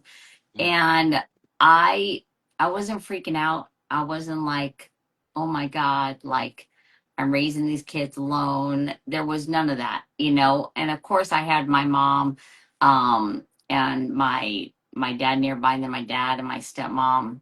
in San Francisco. But as far as me raising them on my own, like I didn't really have that um thought process. And to be honest, looking back, like I just was so excited to have kids and to explore the world with them, and um just really, like I said, from the moment my son was born, like just be immersed, like fully immersed in the situation. So I just stepped in the role, and then when my son started school, I was, room mom, all through his whole elementary years. And then my daughter started school, became room mom again. Like it was all kids all the time, 24/7. So, Hmm. yeah, it just naturally, that was the role that I felt, one of the roles God had put in me to do. And that was that. Yeah. There was no, yeah, looking back on it. Yeah, there was no other thought process. I see people, some people are like, oh my gosh, like I'm a single mom and I've got two kids. And I never had that. I never, you know, I literally left the marriage pregnant and with a toddler. I just, because I felt that's what was best for the kids. And so yeah, I think it's probably, I do think, looking back, it was because of how what I went through, that I think that's probably something just clicked or snapped or whatever inside of me. And you know I was like, yeah, no, I don't. Yeah, I want to do better. I want better for them. So Hmm. that was that. Yeah. Beautiful. Wanting more Thank better for you. your kids. You just got to do what you got to do. No Yeah, labels, do what you right? gotta do. Don't That's get caught it. up on labels. No, no labels. That's S- it. So, uh, during that time, did you get into real estate around that time? I know that you was in real estate for a while. What did that look like on the So I timeline? got a Yeah, I got in real estate actually. I started taking class when my son was 1, and I got my license in when he was 1.5, Hmm. and had it for about a year, and then moved to California, and then got my real estate license a year later in California after I had my daughter. So yeah, he used to come to the office with me. I worked for Century 21. He'd come to the office of Perfect. me. Yeah, he'd have his little coloring book and crayons and sit right next to me, and he'd go to some showings with me. And yeah, he was my little real estate buddy. And then when I got into real estate in California, Hmm. both kids came with me to the office at Remax. So yeah, that was You worked fun. for Yeah. some major like companies. I know Yeah. Century 21 from when I was young, Yeah. and I know Remax because I remember them for actually years. I remember seeing commercials. Yeah. What was it like doing real estate? I know that the market, I did read that the market crashed, I think in 2008, 2009. Yeah, oh Uh, yeah, that's when I got out. Yeah, yeah, it that was. Oh, I heard a it- great this somebody else I interviewed, they told me a story of how they had bought a building during that time when oh not wow. they had bought a building before it crashed because the building was like they were trying to go big or go home and then it Okay, crashed and they got stuck with the building and the building crashed their whole yeah. life. Like Oh, it literally took his whole life out. Like he yeah. had to move in That's with his so moms. sad. It was pretty Oh, crazy. it Yeah. was really, well, you know what? I had before real estate, I had loan officer. I was a loan officer, and I Hmm. also had worked in the mortgage industry for years, and for several years. And when I went to Remax, the gal, I'll never forget, my boss had said, this is going to be a problem. This is going to be a real problem. They're setting people up to fail right now. They're getting all these people in and they're getting them qualified, and it's going to crash. And sure enough, I remember sitting with my girlfriend in the office of a loan officer, and he was Hmm. like, well, we're going to do this, this, and this, blah, blah, blah. Now, he didn't know I used to be a loan officer. And he said, and she goes, okay, so all you're saying is I can then, when the payment becomes due, because they were getting people into what's called balloon payments. So the first few years, you're going to pay a certain amount. And then in 3 or 7 years, it becomes all due, the entire balance. But what they were telling people is we can refinance you. And then, so don't worry about that. And so I remember asking him, well, what if her credit gets worse and not better? Because then she's not going to qualify, most likely. He Mm. goes, well, that's true. And I said, well, then what happens to her money that she put into the house there? She'll lose it all. I said, and he got so upset with me, but I wasn't going to let my girlfriend, go through this and possibly lose her property. And sure enough, some good friends of ours lost their house that they worked so hard for, lost it Wow. all. Person after person I saw or heard stories of just lost it all. And Mm. it was really disgusting how people took advantage of people, because these were people's hard earned money, and that was their home. That was, you took their home away from them, you know what I mean? And it's Mm. disgusting. So yeah, so when the market crashed, well, I left and I became a home organizer. I went a completely different route. So So I read yeah. that too. And then I read Yeah. that unfortunately a car accident took place within that time frame. Yes. And Yeah. I just want to tell you, from one car accident victim to another, I'm still happy that you're here. I've been in, people think Likewise. I exaggerate, but I've been in 15 car accidents, about just about a Oh my 10 car to gosh. car. My mother had an issue getting into car accidents almost every other year when I was younger Oh in New York. no. And then when I Yeah. hit the street, yeah, I was just living a very wild life. Yeah. Um, so Yeah. I I just hear wanted that. to, when you got into the car accident that changed your life, how did it change your life and why, right? Like, why did it, the way it impacted you? What was that like? Um, and how did you cope with what took place at that time as well? It's crazy is that it wasn't like a terrible, terrible car accident, but like the doctor told me, it was because of probably other traumatic things that happened in my body over the years, or a lot just stress I put on it. It took one small thing to happen, and it really changed the trajectory of everything. Mhm. But it really was a blessing in disguise. And let me just say, I'm glad that you're still here. 15 car accidents. Yes. That's incredible. Wow. Yes. Yes. That's, don't get me wrong. I was in a couple bad ones. I was in a car that rolled 6 times when Whoa. I was 16. Yeah. I walked away from it like I had a guardian angel. There's no doubt. Oh, that's for sure. Yeah, God had my back. So I was in a couple of, you know, uh, that one, that probably was like the worst car accident. And I think only a couple like minor ones after that. So, Hmm. um, but this one was really minor compared to that one. I mean, I walked away, but then years later, my mom wonders that what started this whole situation. So what this car accident did is then I started getting migraines. Mm. I started, and they're a different kind of migraine. They're called occipital neuralgia. So they start either from my trap muscles or the base of my skull, and they wrap up behind my eyes, and they wrap behind my eyes. So Mm. I could be in the light, doesn't bother me. It's weird. But the slightest sound, or any stress will drive it through the roof.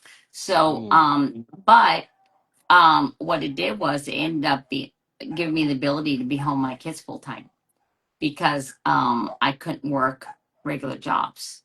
I couldn't do the normal stuff. Like, my restrictions literally to this day are I can't put my head down for more than 15 seconds, or I start getting real sick to my stomach and it starts causing pain. And I can't turn my head right or left for more than, I don't know, 60 seconds, a minute and a half, or it can trigger migraines. Yeah, Mm. it's crazy. I have to turn my whole body, and yeah, it's a whole thing. So, but all in all, it was a blessing in disguise, because it gave me that time that I will never get back with my kids when they were younger. And I have to give my mom and my stepdad, I mean, they helped me out so I could be home with the kids. And I didn't have to put my body through, things to exasperate the situation. And they were a blessing, and the car accident was a blessing. So, because yeah, that time I hear so many parents, they have to work so much. And my heart goes out to them Mm. because, your kid's only little once. And, in the high school years, I feel like you might want to work a little more outside the house. No, I'm just kidding. But, That's good. That's not when things like are going a the little Peter. crazy. Well, because they start getting their own life, right? They start getting Indeed. busy and whatnot. But when they're little, like, oh my gosh, I get to have WWE nights with my son, every Monday night. Man, we were there. Mm. Friday night SmackDown, we were there, Look at that. pay-per-views, you name it. My daughter then got into competition cheer, and yeah, so it enabled me to be there. I got to volunteer, like I said, all of my son's elementary school years, my daughter's elementary school years, so I got to be completely immersed in, as if I was a stay-at-home mom in a two-parent household, but it was just me. So very blessed, very blessed. Yeah, Mm. yeah, You yeah, have a lot of blessings, for real, yeah. And we're Thank both you. blessed to be Thank here, and I you. just wanted to share that Yes. with you. Um, Yes. I also want to say, Likewise. Thank you. you're welcome. It's cool that you were able to work at a winery, right? I read that part that Yeah. was shortly after that, and I thought that was like, wow. So what was one thing So, you learned? Hmm? well, actually, so I probably misworded that. Oh, okay. My mom and stepdad started grow grapes. They wanted to grow grapes. They had enough little land, to do so. Nothing Mhm. huge, huge. And then they wanted to make wine out of it. So I became the marketing director for it was just a private winery. But it was really cool to learn from start to finish. My kids got to learn to pick grapes. And let me tell you, Pinot Noir grapes, if you've never had them, are the best tasting grapes. And if you tell people you had as your grapes to have for a snack. What, like Pinot Noir? It's like, you're so blessed. But they got to learn, like they got to bring in like the sugar content, and so it was a really cool experience for all of us.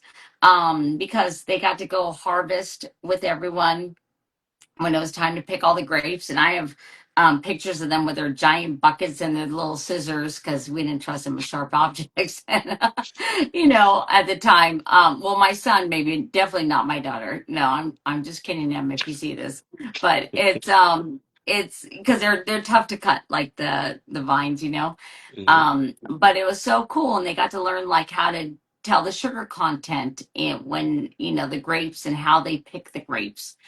So my son got to do it was like a show and tell, or maybe he did a report, I forget which one, on all this. So the learning process was amazing and phenomenal. We even I tried to make our own wine at home, without the machines. That was a terrible idea. And little did I find out that you're not supposed to, for anyone about to try and make wine, don't ever dump them down the storm drains, because that is not allowed. And I didn't know that. Um, and I think it's because they ferment. I don't know. I don't know all the details, but mine, all these gnats started coming because I wasn't making the wine correctly. And so I had all these little fruit flies. I'm like, oh no. So I go across the street and I dump it down the storm drain. And someone said, you didn't do that, did you? And I'm like, oh my God, yes, why? And I think there was a thing going around Napa at the time where we lived. Like, I think people were getting fined or something was going on. I forget what it was. And I was like, oh no. And you could smell it coming out of like the wine, the yeast smell coming out of The the storm vents drain. and storm drains. And Wow. oh, luckily I didn't get busted, but yeah, but it was a really cool experience. It was really neat, and the wine was incredible. And yeah, my kids have an appreciation for wine that started at a young age. So now they're Wow. kind of little wine. My son is really a wine connoisseur. And my daughter's more white wine, but yeah, my son definitely, I think, is a red wine guy. What's your So favorite? yeah, white. I like Chardonnay. What? Yeah, Okay. Okay. yeah. I I'm have actually a appreciation for red kind of red. person. Yours is red. Yeah, Okay, yeah. for So sure. try Pinot Noir. It's a Yeah. really good red wine. Yeah. Yeah. Oh, I Yeah. have my fair share. Okay. Okay. So I've you been to really art are. galleries. No, so I don't drink like that anymore. Okay. I'm in a different stage in my life right now, more focused on my personal evolution and growth. But Nice. I do want to say that I used to go to art galleries, because I used to throw events Oh, and I had okay. the network. Okay. And so they always had like wine there and I would drink it. And one time I went to like this really cool place where you had to use a card, right? You bought a card as if you was at Dave and Buster's, and instead of playing Okay. games, you went and you inserted the card into this like they had all different slots with different wine, No and you'll way. insert it, you'll press the button, and then you'll have a cup underneath, and the wine will come out, and then you'll take the card out, and you could do that What? anywhere within the establishment. It was in Winter Park, Wow. Florida, when I used to live out there. A millionaire had brought Okay. me to that spot. I thought it was very interesting, the That's concept they really had. neat. Yeah, Yeah. it That's was really incredible. cool. I've never heard of, see, I've never gotten into wine. So yeah, Chardonnay and Pinot Noir. That's all I know. So, I've tried Cab, but I couldn't tell you the difference between, you know, the reds. So yeah, I think I need to, it makes me tired. So I just don't, I'm more of a whiskey tequila girl. So give me a couple shots and we're good to go. Respect. I mean, I used to be a Grey Goose man, so Oh, back in the day when I see? was going to college parties, I was wow. Yeah, there you But go. There you s- go. so a slight turn within the interview, because I'm going in sequential order based upon how Yeah, your bio was presented. And I guess what I'm, getting ready to say is heavy. I know we're talking about wine, and I I know. already know where this is going. Yeah, So I'm just curious, wine liquor is actually worse than most things are out there is what I'll start by saying this, right? right. Before I segue into what I'm getting ready to ask. But Yeah, I think liquor is one of the most craziest drugs that are actually legalized for people to go right, ahead and abuse if they choose right. to, for A things to hundred then percent. take It's place, right? easy. Yeah, It's easy. it's so accessible. Yeah, Right.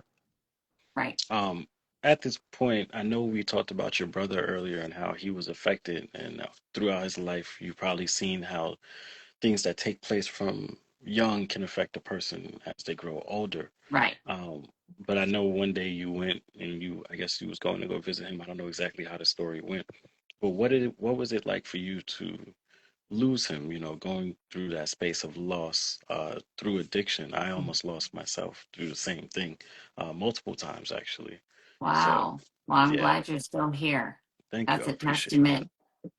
I let me just say though, not to get off track, but you had to want it.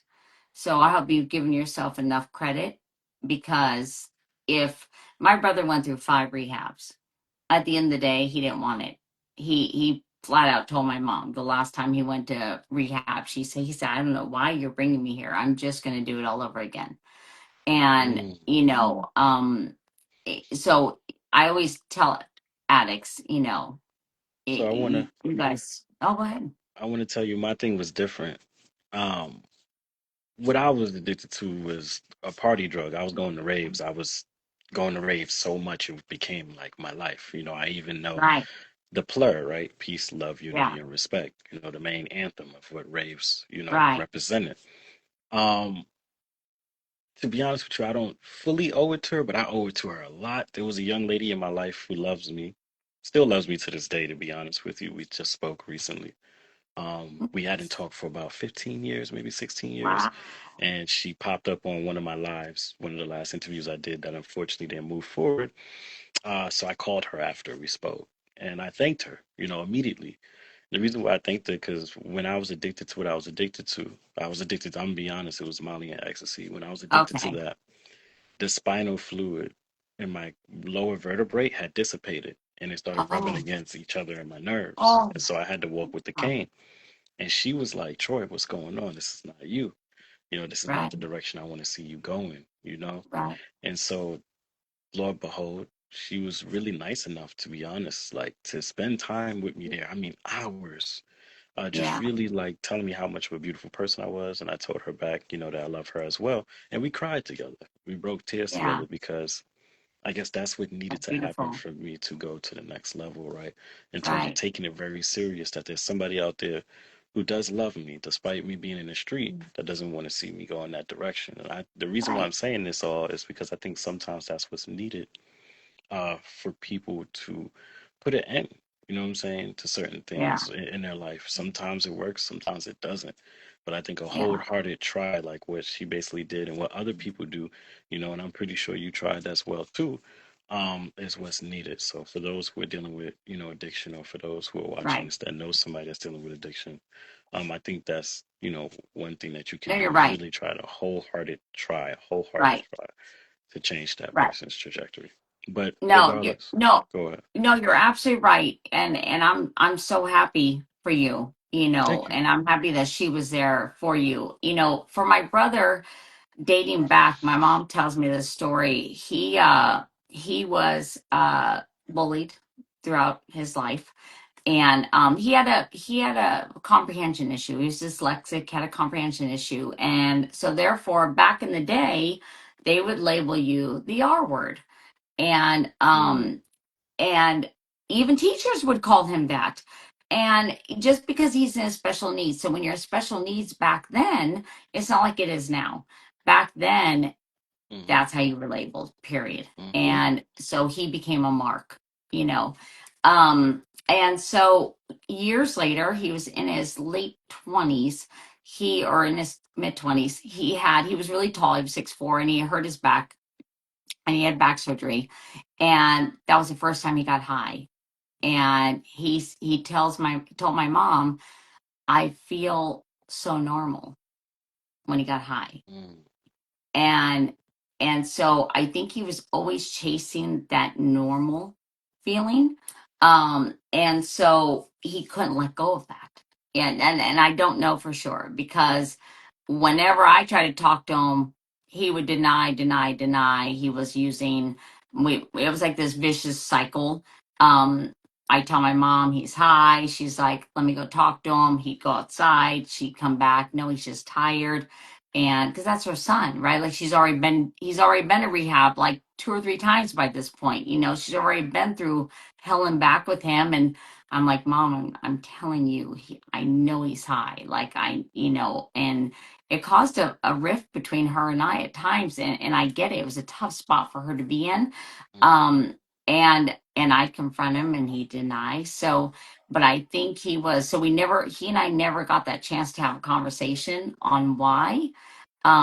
But I would think it's because he was constantly chasing that normal feeling, mm, and he thought everyone was laughing with him when it was the opposite. There were times he'd be so high out of his mind that he just, I mean, it was apparent to the entire outside world, and including his niece and nephew. So, my poor mom, I begged him and said, please, please, you're gonna kill our mother. That's what's gonna happen here. Please, mm-hmm, you've got to stop doing this for her.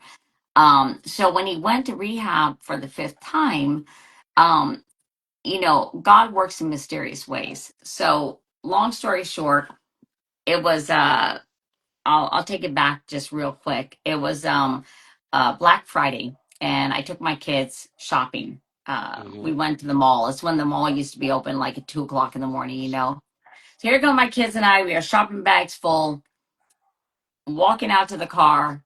Our car is gone, gone. I'm like in disbelief.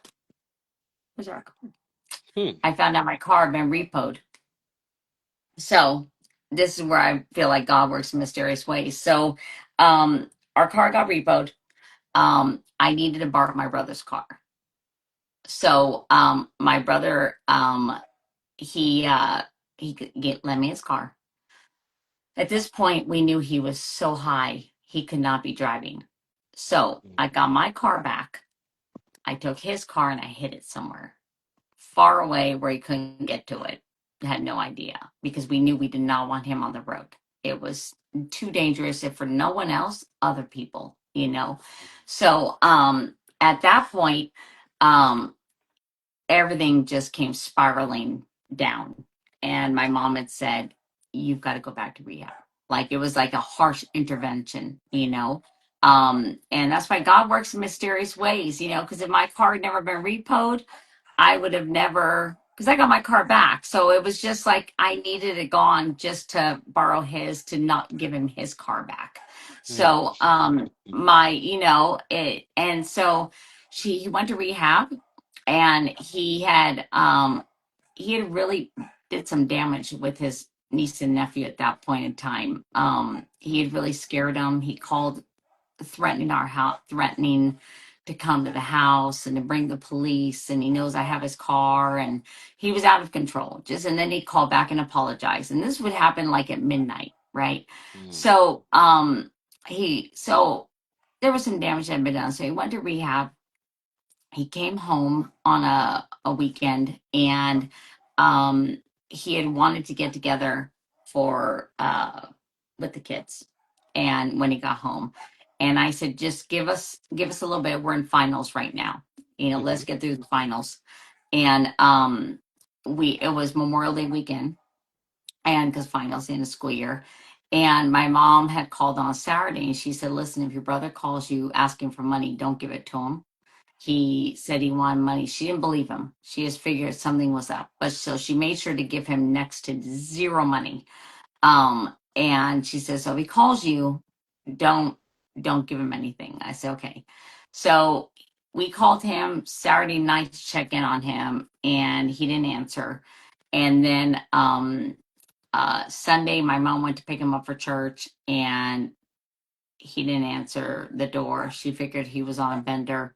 And he just got home, remind you, like it only been 6 days since he'd been home at this point. And then on Monday, Labor Day, I went to pick my kids up from their dad's, and we went home, or we went by his house. My mom was with us, my kids were there, and the sliding glass door was open. And I told my mom, wait here, I'm going to go in, because I didn't know if he had his buddies there. You know, there were addicts. I didn't know what was going on. And that's when I went in and I found my brother, and he was, I just remember it, rigor mortis had set in, most likely, and mm. my mom had went, and she came out, and I came screaming, and I remember it like it was yesterday. And yeah, it was a bad scene, but it was a, you know, my kids never touched pills, ever, ever, Mm, and they never will. You know, at the height when we moved here in Southern California, everybody was doing Xanax. That was the thing to do, you know, bars. And thank God that my kids never want to touch a pill, you know, and they've helped their friends not want to touch pills, you know, or have distanced themselves. So yeah, losing him was probably one of the hard it was the hardest thing that I could have experienced. That was my brother, you know. mm, For my mom, losing a child, there's no pain like it. And for losing a sibling, there's no pain like it. You know, and coincidentally, my second best friend that I had mentioned, I'd lost him 2 years prior. And I thought that was the worst pain that I could have gone mm. through. And then I lose my brother. So, you know, but now it's helped me encourage other people that are getting clean or trying to get clean. It's, you know, I feel like I can honor him by helping others. You know, I leave my inbox open. Anyone that wants to chat and, you know, talk about it, you know, and words of encouragement.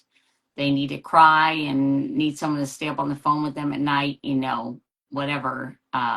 You know, that's how I feel I can honor him, you know, down the road. Respect. Wow. Yeah. So I want to ask a question, and that is, what do you think is a root cause of drug addiction? If you could point out probably one that you think is like a root cause, why people I get think addicted to drugs.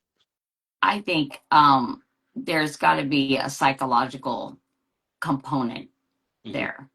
And I'm not talking about like partying or what have you, but people who are looking to they're escaping something. Escapism. So whether there's past trauma, there's some sort of mental instability, and I'm no therapist or doctor, but just from what I've seen, and for my brother, it was trying to escape the trauma in his life.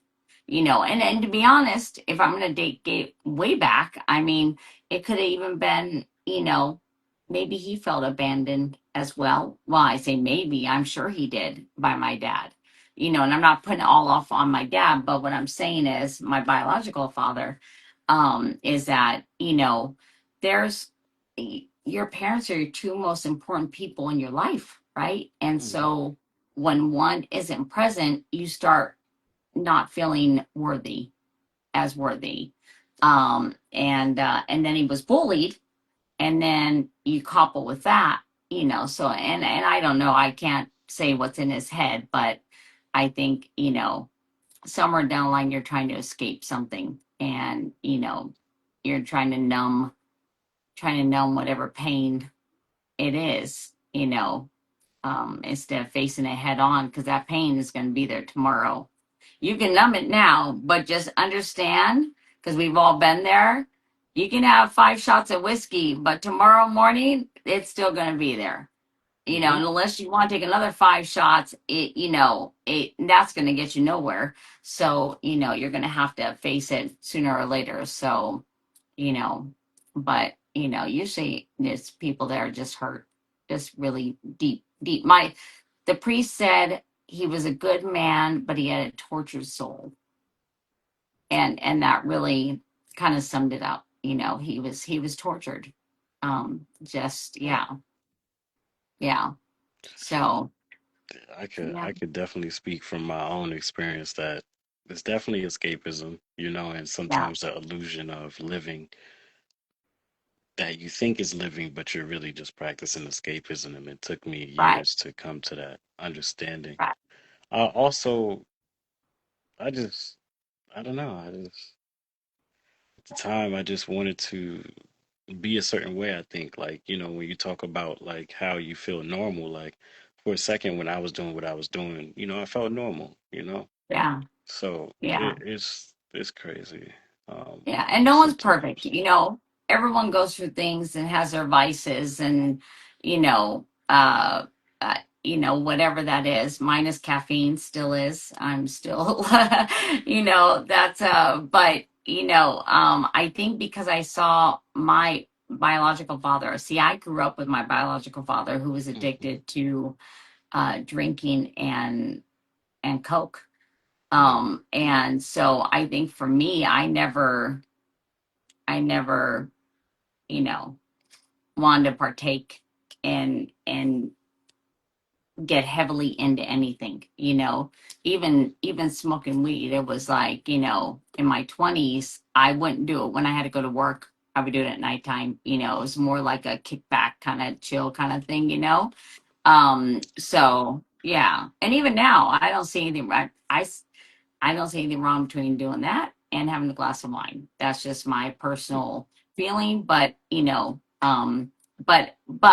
hardcore stuff, and even drinking when I was a bartender, when I started notice I was drinking more than I probably should, Hmm. boy, I stopped that on a dime, And I think that was the fear of knowing that we have that kind of in our bloodlines. My grandfather was also an alcoholic. So just knowing that that addiction is there was reason enough for me to say, yeah, no. So, yeah. So I So, wanted to switch gear. I know this is another heavy one. I know you said that you lost your second best friend, your buddy, your buddy. yeah, yeah. Yeah. My buddy. Yeah. Okay, okay, okay. Fair enough. That's a good one. so, so uh, I was. that was, yeah, that was a good one. Thank Yeah. you. I appreciate Yeah, that. you're welcome. Anytime. I just wanted to say that I know that it came as a shock because it happened almost out of thin air, and I do want to It really happened just kind of literally. phrase that Yeah. because I think that oftentimes we really take life for granted, and we just never Mhm. know when that person will, Yeah. unfortunately, not be here anymore, right? It's Yeah. part of the process. It's actually one of the only things that are guaranteed in life is Yeah. the end, right, Yeah. of life, Uh-huh. right? And Yeah. so I think that oftentimes we tend to overlook that. So what did you feel about that? How did that impact you? And what advice do you have for people that are just, that honestly don't really cherish the other person, maybe the way that they should, or, just, I don't know. I think it's so fickle, that like life can Yeah. be so fickle. So yeah, go ahead. Yeah. Okay, so real quick, how I found out. I don't know if I shared exactly the details. I was standing outside of my kid's elementary school, and his name was Michael. And I was talking to my girlfriend, and she's like, "Hey, I'm so sorry to not get together um, with with you this weekend." She said, my friend's son died unexpectedly." I said, "Oh no, I'm so sorry to hear that." She goes, "Excuse me." She said, "Yeah, he was hit by a car." She goes, "He actually was from here. He's a firefighter." And I said, "I don't know. I guess I just knew." And I said, "Excuse me?" I said, "What was his name?" And she told me, and it was him. And I mean, like, when I tell you I had a full blown mental malfunction in front of my kids' elementary school while the kids were all lined up to go into class, it wasn't, I'm not a dramatic person. It was a knee jerk response to finding out the worst news you could find out without any notice. And so it was devastating. And to be honest, my brother was still alive at this point, and I used to tell him all the time. I used to get so angry at him because I'm like, life is so precious. Michael would give anything. I'm sure his family would give anything to have him here for one more day, and you are wasting it by doing drugs. You are just pissing life away by doing drugs. Because at the time, I didn't really understand drug addiction. I was naive to the fact because I grew up seeing what I saw with our biological father, that I didn't understand why he couldn't just stop things like I Mhm, could. I didn't understand why he didn't have that mechanism to do that. mhm, And so now I know better. Obviously, addiction is a whole nother ball game, and it changes the chemistry in your brain when you start becoming mhm, an addict, so makes it harder, right? And so I to anyone, you got to cherish every day, every minute, every second with the people. And you have to really, if I were to give anyone, I'd give anything, you know um to to some mistakes that I've made, like, to, if I could just change them, and say to people maybe that I didn't cherish at the time or what have you, um is I'm sorry. Like, because you have to ask yourself, is this argument that we're in, or this me worried about your socks on the floor, or whatever the case, if it's something small, is it really that big of a deal? Is it really that big of a deal? Now, cheating, you know, being abusive mentally, physically, anything is not okay. None of those are acceptable. But I'm talking about the small things that we tend over time can drive us crazy, and it just snowballs, right? mhm, And or maybe you like your house a certain way, and if it used to, I used to be this way at one point, um is when you feel like you don't have a lot of control, you tend to try and control more, right? mhm, And at the end of the day, it's really not worth it. It's really not. cherish the people that are in your life that you love, your relationships, all of it. I mean, if you love that person, then, find a way to work through whatever it is you got going on, because the small stuff really, it's like that book, Don't Sweat the Small Stuff. Is really at the end of the Mm, day, I was going through a lot. I mentioned my ex-boyfriend that we're kind of talking again, and I'm not quite sure what we are at this very moment, but if I had it all to do over again and I never really it was right. I met him a couple years after my brother's passing. I was still very angry and I internalized a lot of it. Because I thought I always had to be strong and just pick back up and just keep moving forward with life, especially for my kids, and be the strong one. And that did something to me on the inside. So mm, when we started having trouble, it just snowballed, and we both had things on both ends. That was, he says, this is how he described it. We were like two cars passing each other on a one-way, two-lane road, but we were both using the same lane. So it was just this I way got you. to collide. Yeah, just but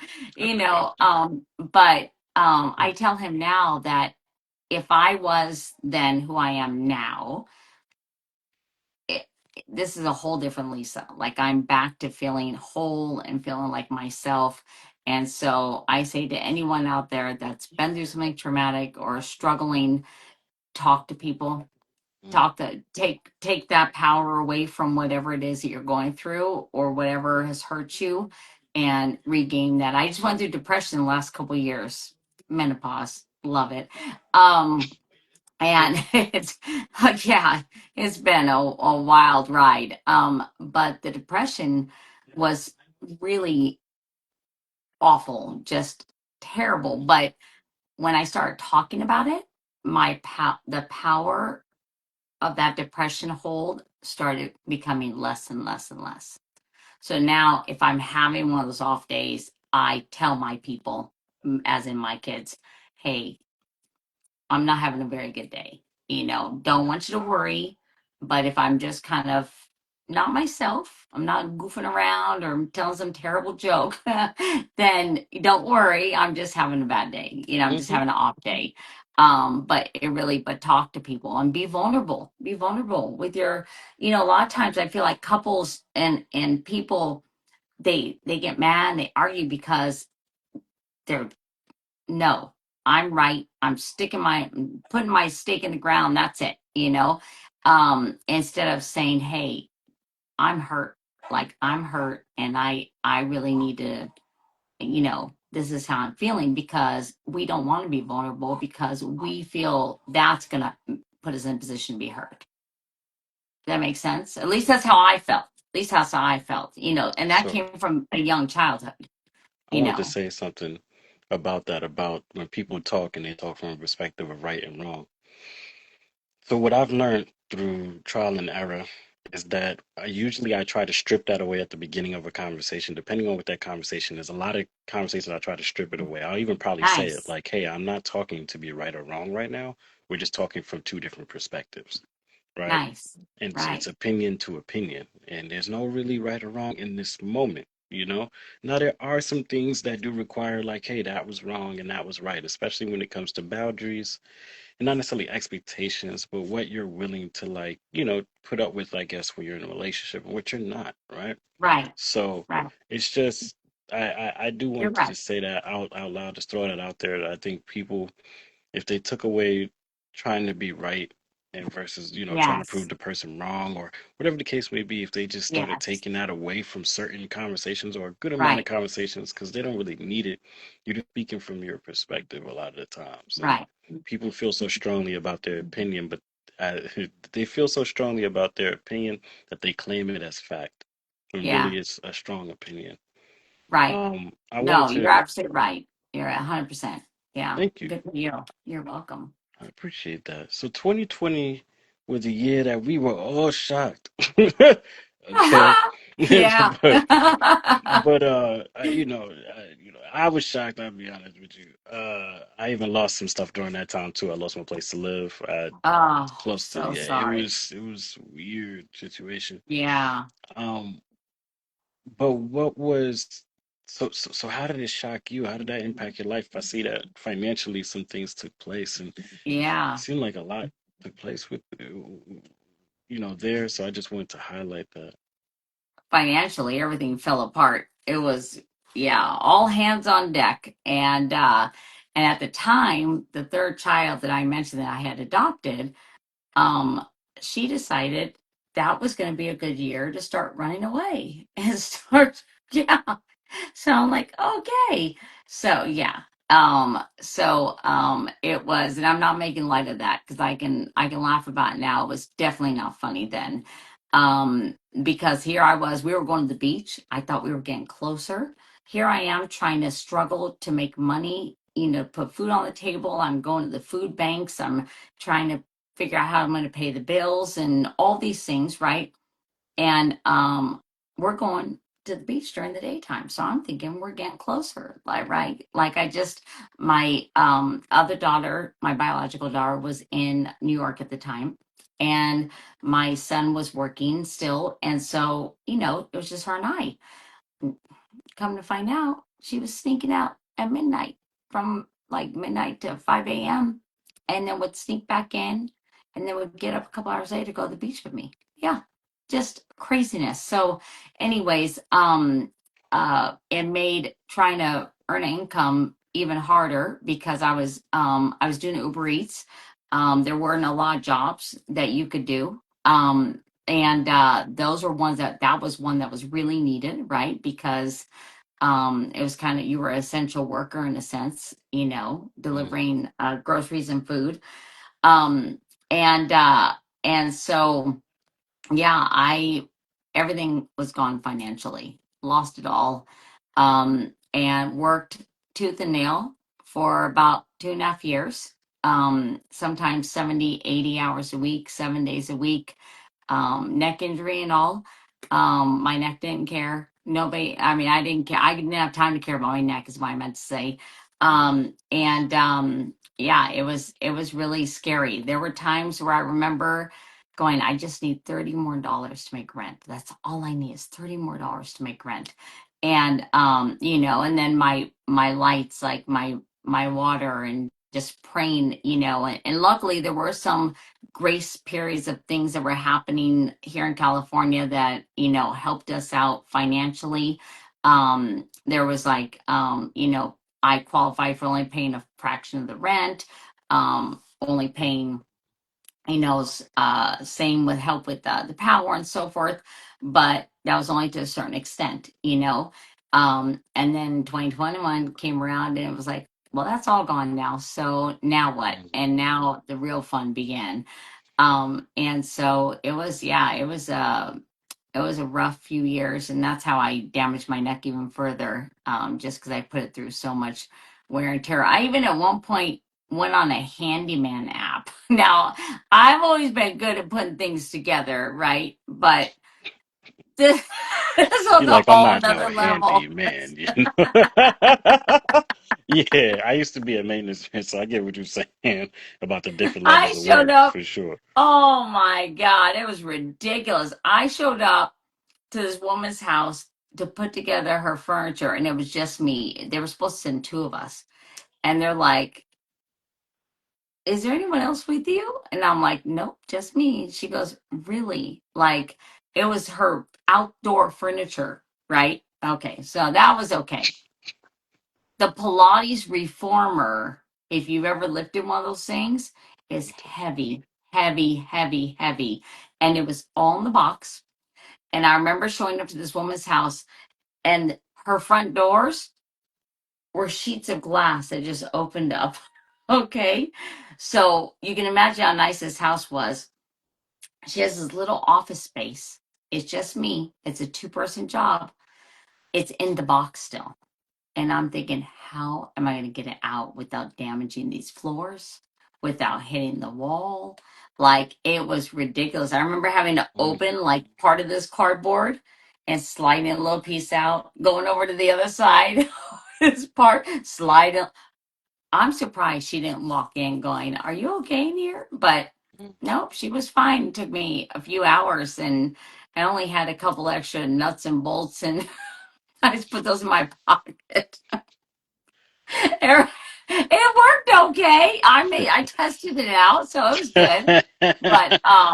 But yeah, Sure, sure. it was a rough year. It was a rough, yeah. But I'll tell you what, through all of that, my faith just grew because I remember Respect. thinking, God, he was there, my guardian angels, everyone had me because, yeah, it was literally by the grace of God that, I'm still in my home, thankfully, and lights are on and the water and all the things. So, yeah, Oh, it was a tough, and I know a lot of people's faith was tested, with everything going on, but mine grew. So, because I saw the blessings, I saw the people handing out the food from the food banks. We went through drive-through food bank lines, and here are all mm, these amazing, beautiful people week after week. Sometimes they two, three to, I see them in a week, like two or three times in a week, because you can go to different ones. mm, Um, and they were the same people that went to mm. different ones, so that's a blessing. That's a complete blessing. So, and I had my kids here with me, and I got to drive them a little extra crazy, so it was a bonus. It's all good. So, quick question. So What did it feel like to start over at 49? Because that's the way you put that in the bio. And I was just curious as yeah, to like how you was empire like, yeah, what does that look like for you? I was like, all right, let's do this again. Let's reinvent Lisa another time. I looked at it as a Mm, challenge. All honesty, I looked at it as a challenge. And I'm like, all right, you know what? I'm still here on this earth, thankfully, and I have there's nowhere to go but up. So, we're gonna keep pushing forward. And don't get me wrong, I have my moments where I just, would break down and just didn't know, how much more my body could take, mm, because it didn't matter whether I was sick or I was in a lot of pain in my neck. It didn't matter. I had to keep going. I had no sick days off, no days off. And yeah. So I remember one gal asked me one time, "So what are you gonna do in your days off?" She assumed, because it was the weekend. And I said, "What days off?" She wow. looked at me, her eyes got real big, and I said, "Oh, I don't have days off right now." And I didn't mean to make her feel bad. I just like I work like 7 days a week. So she was like, "Oh, oh." But I wonder if then that moment I felt like she thought about, and she's like, "Wow, I actually get days off." Like I don't know. I felt like wheels were spinning. Like so maybe it was a good thing we had that quick conversation, because sometimes I feel like things happen so people can take a step back and go, "Oh yeah, like Mm, yeah, I am grateful for that," because I know I have moments like that. You know, yeah, because so right now I almost work almost it's almost nonstop right, for me for sure. right. I feel Um, you. Oh boy. I wanted to say, when did you fall in love with wellness? Now, we could work all day Ah, long, but wellness is a key part of our yeah, lives. 2019. Okay. Yeah, I knew it. Sorry, I didn't mean to interrupt you. I'm so sorry. I got right to the point. Yeah, I no, got no, no excited. problem. No problem. This is perfect. So we could, because uh, how would you define vibrant wellness? Like, what would that look like? it being healthy from the inside out, because I feel like when you're healthy on the inside, it shows on the outside, and that's mentally, spiritually, healthy, technically healthy, food wise and whatnot, and supplements and all the things. But yeah, I just when you're healthy and happy on the inside, it shows on the outside. You glow, and that's how Mm, vibrant wellness came to pass. So yeah, yeah. respect. Thank you. Yeah, no Thank you. problem. Yeah. What? So Uh, 2019 is when I fell in love with it. That was sorry. I got off yeah, track. no problem. No, I That did was it. I sorry. did it. You were correct. Because I Okay. did ask like, how would you define vibrant wellness and what would that look like? And you gave an Okay. amazing example Okay. of that. Perfect. And I also want to say though, switching it up a little bit is what are the toxins that need to be removed out of our body and life, you know? And when I say life, I mean like toxic traits could also be encapsulated within the word toxins. So yeah, Yeah. Stress, okay. stress, and stress. If I had to pick, if I could only pick one thing, stress, and that's only because of things that go on with my body now, I Hmm. can tell you that menopause, my hot flashes are brought on by stress with my neck. My stress exasperates the pain in my neck. Stress can also bring on my migraines.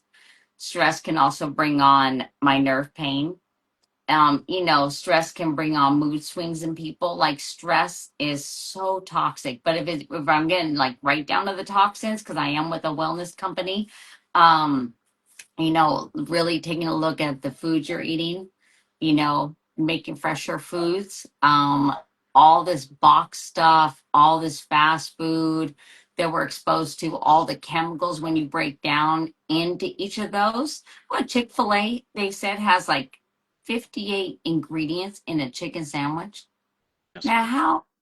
now the chicken I used to eat only had a couple ingredients. It had like stuff for the batter, which had three things, and then it had the chicken, like, okay, maybe five if you count salt and pepper. Hmm, 53? That's that's crazy. crazy. That's It's a crazy. lot of So preservatives. Yeah. it is. So, and then you have all the foods you eat in the grocery store, and then you have all the chemicals in your house. You have lotions you put on your body. I just learned this 4 years ago myself. 36 seconds. The moment you put something on your skin, 36 seconds it takes to absorb into your bloodstream. So Mm, what a lot of people don't know is a lot of the lotions out there, some of my favorite place used to be my favorite places. They have hormone disruptors in there, and they have toxins in there that now they're not sure. They're doing studies, not my company, but other companies, or other places. They are testing them for possibly fertility problems, for a wide range of other health problems. And I don't fear monger, but I can say this to you. A lot of people in their late 20s, early 30s are coming down with illnesses that used to be for people in their 50s and 60s. And I started really asking myself, what is going on? Like, I don't understand what's going on here. I just talked to a gentleman today. There are men in their 30s being diagnosed with prostate cancer. Huh? 30? That's crazy. Like, what is going on? Like, and you know, pharmaceuticals, that's a big business right there. Big pharma's that's a big business, right? So, and you're sick, you keep going to the doctor, you're going to keep getting more pharmaceuticals, they're going to keep getting paid, right? It's big money. And I think you would so, like this show. you It's know, called Common Side Effects. It's a cartoon, oh, but it's a very serious cartoon. okay, Like very serious. Like okay. they really play into that of big Yeah, I'd pharma love and to how watch that. the manipulation Yeah. is. It's really interesting. Also, what I will say is it's gonna be difficult for me to say this, but I think I'm okay with saying it aloud, but in a certain way is how I will frame it in an interesting way. Okay. I think whatever took place around the time when the whole world stopped, Yeah. and people were looking for a solution to get back moving, Right. I think that has a lot to do with what's going on today. Right. So if you Right. pick up Oh what I'm yeah. I pick up what I'm can. putting down. Yeah. Yeah. Okay, so I had to Uh-huh. say it that Yeah. way because we are, so, Mm. and I know people will fight against that theory. They be like, no, it's the energy drinks. And I'm like, Oh yeah. okay, well, Yeah. you know, Yeah. I'm Okay. like, Well, let me tell you. I I can tell don't you this. know if that's true. People, Well, and I can say this, mhm. um, because I'm a guest, and you can just say I'm crazy. Um, but people in their 40s, coincidentally, and 50s, their hearts were exploding. Never had heart problems before. And all of a sudden, and I know several people, this is true to a fact. One is my neighbor, her friend just was gone. So let me tell you, when I had to get two. worst decision of my life, but they say now it's cycled out my body. So let's hope and pray that's true. But I had gotten uh because I couldn't work. Nobody would hire me and I had to survive. I had to work. I was going to be a nanny part-time and I had to do something for my kids, right? For my family. So right, against my better judgment, I got that second one that made me so sick. I mean, so sick. I had I went to pick up my daughter from the airport the night I got the second one. I could barely walk to go get her. My body hurt so bad. Now, mind you, she has seen me with a serious neck injury all these years. She has never seen me crying, just out and out bawling because I hurt so bad. She drove and I was in tears all the way home. It was crazy. Within 2 days, I felt better. But then I started hearing about that if you had the third one, your symptoms would be even worse than the second. And I said, well, you can take that little shot and you can file it away somewhere really good, really good. And so then I started hearing about people having heart complications in their 50s. Never had heart problems. All of a sudden, hearts stopped working, hearts exploded. So I'm like, well, imagine that. Well, we're just taking something blindly. And by the way, not to get too far off topic and go down the rabbit hole, what's his name? Bill Gates owned the patent to the vaccine before COVID came out. Now, why do you need something that's not even out yet? Huh. Let's see. I'm not. I'm not a scientist. I'm just saying. Put two and two together. You know, if it walks like a duck and quacks like a duck, it's a big fucking duck. Just, it's just saying. So but no, it's ridiculous. They do not care about our health and well being. They don't. We're not a priority. And so when I fell in line with this company that I'm with, their integrity, everything they do is top notch, and there's science and research behind everything they do. And no, they did not make people. We don't even discuss. Nobody they wanted to open it back up and have a convention. They didn't care about the mask. They're like, we're not doing any of this stuff. Like, but they couldn't do it the next year because it still wasn't allowed. But it really opened my eyes. What it did was being with this company. I already had the beliefs I do behind um, vaccine and everything, and which are my personal beliefs, everyone. But my then I met this company, and they fell right in line. I had already lost the weight, 35 pounds, I should say, back in 2019, Hmm. and I felt so good being healthy that I just wanted other people to feel this good, right? Hmm. And so I was on a mission, and then 2020 happened, and we all know how that went. Yeah. But then when I met this company, yeah, go ahead. And I just really want to say, because I didn't say it before, but I'll quickly say this. The thing that I felt like was crazy about that time frame Yeah, was how divisive things got yeah, over something that was a mystery. yes, Right? It's a right. mystery. We don't Nobody knew for know sure. what's really going No, on. We don't know right, exactly how this thing got into play so fast. right, But people right, felt so wholehearted right, about something that they really didn't have all the right, facts on. And I was like, right. so I just want Yeah, to throw isn't that that out there in that amazing? time. It was Yeah, crazy. Families were no, broken apart, literally. I watched families get torn yes, apart. I watched yes, people lose their yes, job. I just saw so much, and I yeah. was just like, wow. I No, was you're so not. lucky that I was like, Yeah, yeah, that's yeah, but yeah. it was by the skin of my teeth because it was trying to get it at my job, and my boss was like, "So you're not down with the Klan?" I said, "I'm not down with the Klan. Nor am I No, down with the no. Klan. There But you go. if it There, works for yeah, you, by all right, means, please right. Yep. Like I no, stay I'm with vibrant." you. And yeah, there you go. That's right. That's right. There you go. I like that. No, it's funny. I remember telling the little boy I nannied for.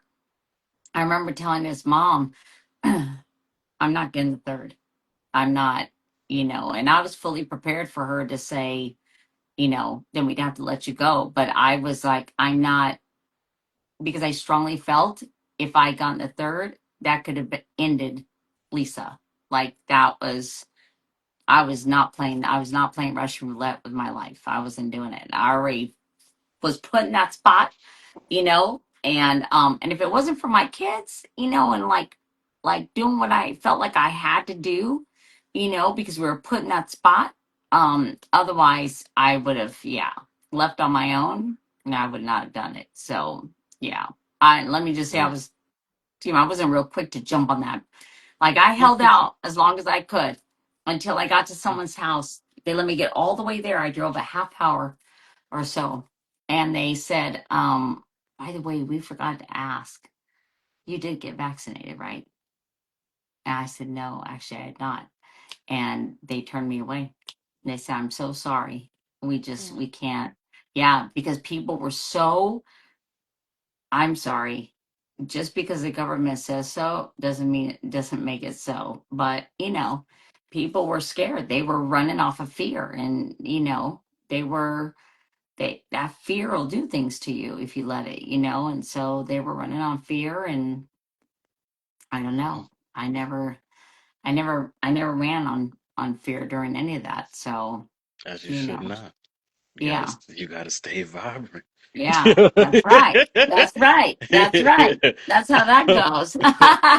So I want to ask you, I have at least like a couple of more questions left. I do know, Okay. respect, but how can we release things that hold us back from who we are spiritually so that we can achieve vibrant wellness? I'm sorry. So can you say that one more time? Yeah, How no can problem. we? I That said, was how my bad. can we release things that hold us back from who we are spiritually so that we can achieve vibrant wellness? Yeah, let go. It's not important. Mm, If it no longer serves you, and the whole let go of any resentment, any past, anything. Let it go. Just because you'll be healthier in the long run. And spiritually, no matter what you believe in. Um, I don't know. I'd say just go sit outside and and mm, maybe, not to get too off track, and like quietly still, maybe at night when the world's quiet, or early in the morning. How do you not feel something else around you? Something, and I don't mean like aliens, like how do you not feel, like a presence, and just sit with yourself. And I really got into meditating about a year and a half ago. And wow. And do self meditation. I don't know how to do I don't know how to do it I mean guided meditation. I don't know how to do self meditation. I'm not there yet. But mm. just yeah, just you know, be still with yourself, and learn to appreciate the quiet. you know Respect. um it's that was hard for me to do. I always wanted noise to drown out the noise in my head, and yeah, once you can learn to just be still and just sit with it, it's very peaceful. It's very peaceful. It's not scary. So yeah, I hope that answers the question. Indeed. I will Okay. admit, just a little tired.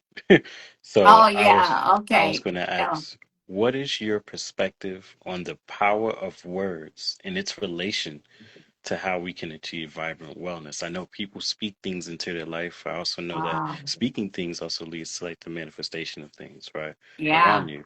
So, absolutely. and what you tell yourself can actually come true, right, if you're not It careful, matters. right, with Yes. the words that you choose. Yes. So, how Yeah. would you describe the power of words in its relation to staying vibrant? Well, I like that. Well, good or bad, right? Be careful what you say to yourself. If you keep saying I'm broke, I'm broke, I'm broke, you're going to stay broke. Instead maybe switch your words up, like the money's just not here yet, or things are a little tight, but don't say one way or another which way it goes. The power of words matter. What you say to yourself. If you're constantly, telling yourself you're broken or you're this, not broken, but you know, what a hard life you have right now or whatever it is, the more you keep saying how hard things are, that's what you're going to keep attracting. At least that's what I've seen. The when you start saying, you know what, it's all going to be fine. It's all going to be good. Like, and I had to take a step back, and because we all go through that, right? And so I had to look at myself and go, gosh, when I sit there and I go, I got this. I'm good. I got this. Mhm. I got this. Like it's like it gives me an extra oomph behind it. But the more I keep saying, it's like if you're sick, right? But you have to work anyway. If I say, oh my God, that tomorrow's gonna suck because I have to work and blah blah blah, Mhm. it's gonna suck. But if I'm like, look, it's fine, whatever. I'm gonna take some Dayquil, I'm gonna be on my way, and off I go. Because I remember when I had to work so much, I didn't have time to say, "Oh, tomorrow's gonna stink." Like I'm like, I got to do this. This is what I got to do. I got to earn this much tomorrow because I got to pay the bills. But the moment I started backsliding, then my days got longer and longer and longer. So, what you say to yourself matters, and you can't you can't hate who you were. That's the other thing I want to say. You can't hate who you were um in order and love who you are now.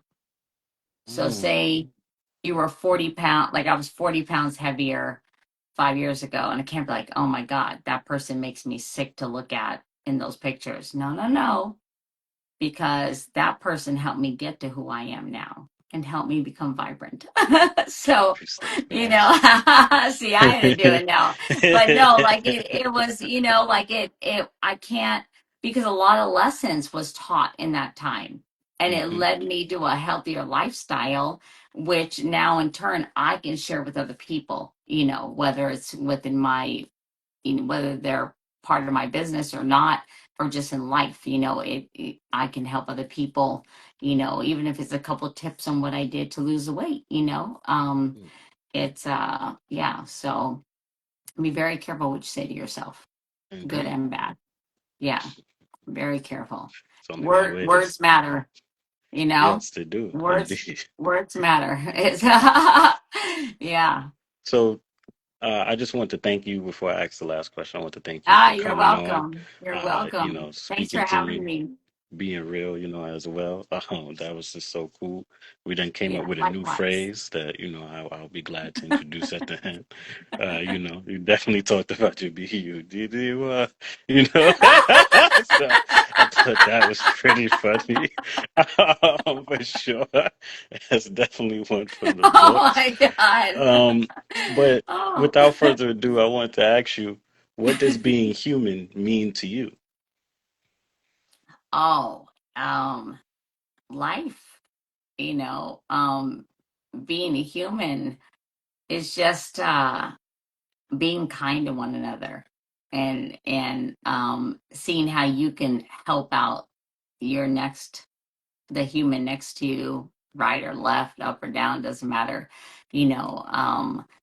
Yeah, it's beautiful to be here on this earth, and to, you know, if you're waking up, it's a good day. And, it means that you should look out to see who you can make that day. Maybe you can, however, you can make somebody's day better each and every day. Strangers, random people, it doesn't matter. I'm at the grocery store. I can't tell you how many times when I'm checking out somewhere and I'm like, oh, how's your day going today? And they look at me like they've never heard this before, or at least not recently. And they'd be like, my day's good. Thank you for asking. And I'm like thinking, nobody asked you this, do you? Because I watch people Mm. online. And so I think that's the thing too, is how can I be a better human each and every day? And the smallest thing, and I know this, I take going through the depression as a lesson, is kindness matters. Kindness matters, and your words matter. And just be kind to people. Just be nice. Just be a good human. Be a good Mm, human.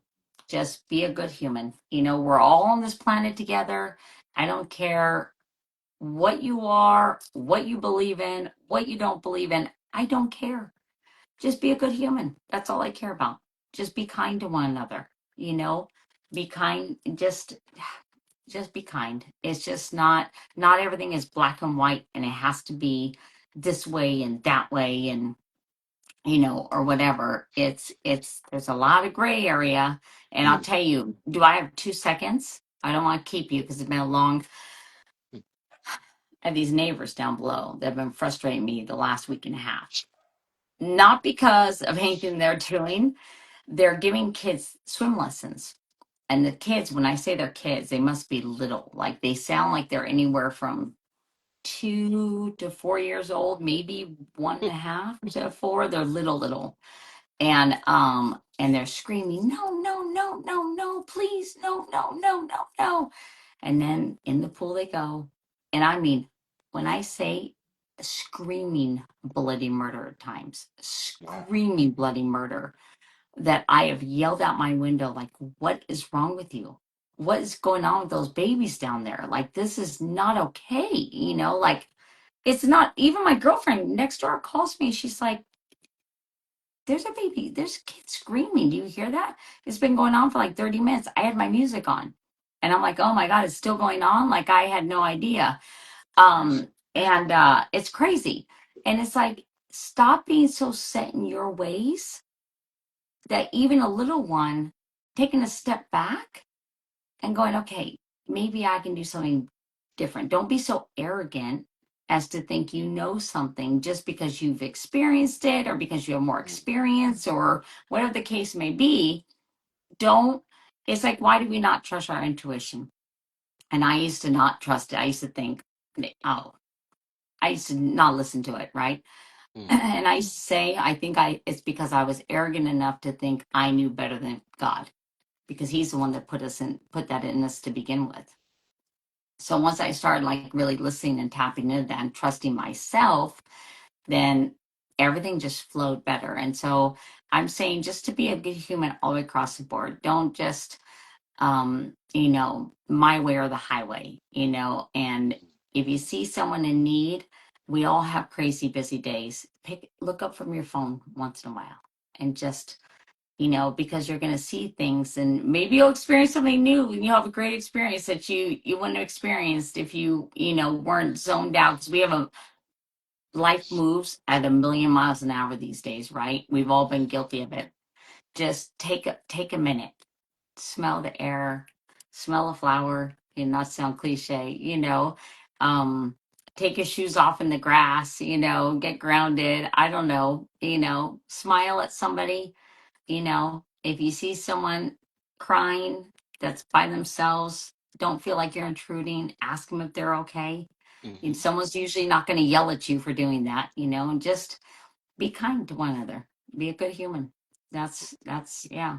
That's what being a human means to me. It's just being, we're all in this planet together, on this planet together. Yes, indeed. So I Yeah. wanted to say, first and foremost, thank you for coming on. No, thank Great you for having me. interview. We were here a long time. I'm so We sorry. were. No, no, no, you're good. I don't put a limit on people's life story. I don't do that. That's Okay. disrespectful to their life, in my opinion. Uh, Not to compare myself to other people, but I see other people do that. They limit it. They have their reasons for doing that. But I think in order for you to really grasp who the person is, you have to let them speak. You have to let them speak I entirely, appreciate almost, that. right? Thank you. So you're welcome, no problem. I just want to say also, do you have anything else that you would like to say to the audience? Any closing remarks, in general about, what you do or where they can find you or anything that you would like to promote? Here is the time to do so. Okay. Well, first, don't quote me on the BUDDY. We'll start there. So, yeah, so I'm gonna have that. That's gonna be my next tattoo. yeah, That's all I'm gonna say. yeah, yeah, yeah. Oh my God, ridiculous.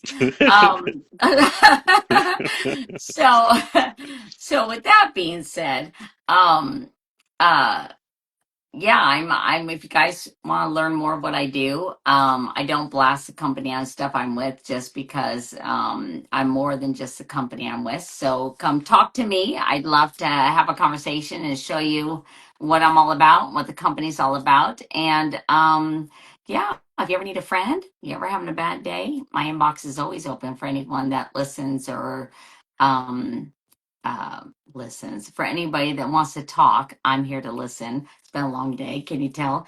And yeah, and if you ever feel you need to go get yourself a BUDDY, well, I'm not gonna judge you. So, and You know and what? Life and is so serious it that you is. have to find laughter, and if you can't laugh at yourself, You apparently you I'm gotta no longer player status, so yeah. that card's been ripped away from me. So cat's out of the bag. Cat's out the Yeah, bag. So I wanted to yeah. say thank you, Lisa, for coming on and Oh, sharing your you're story welcome. with us This has been today. great. Seriously, Uh, what you're doing is amazing.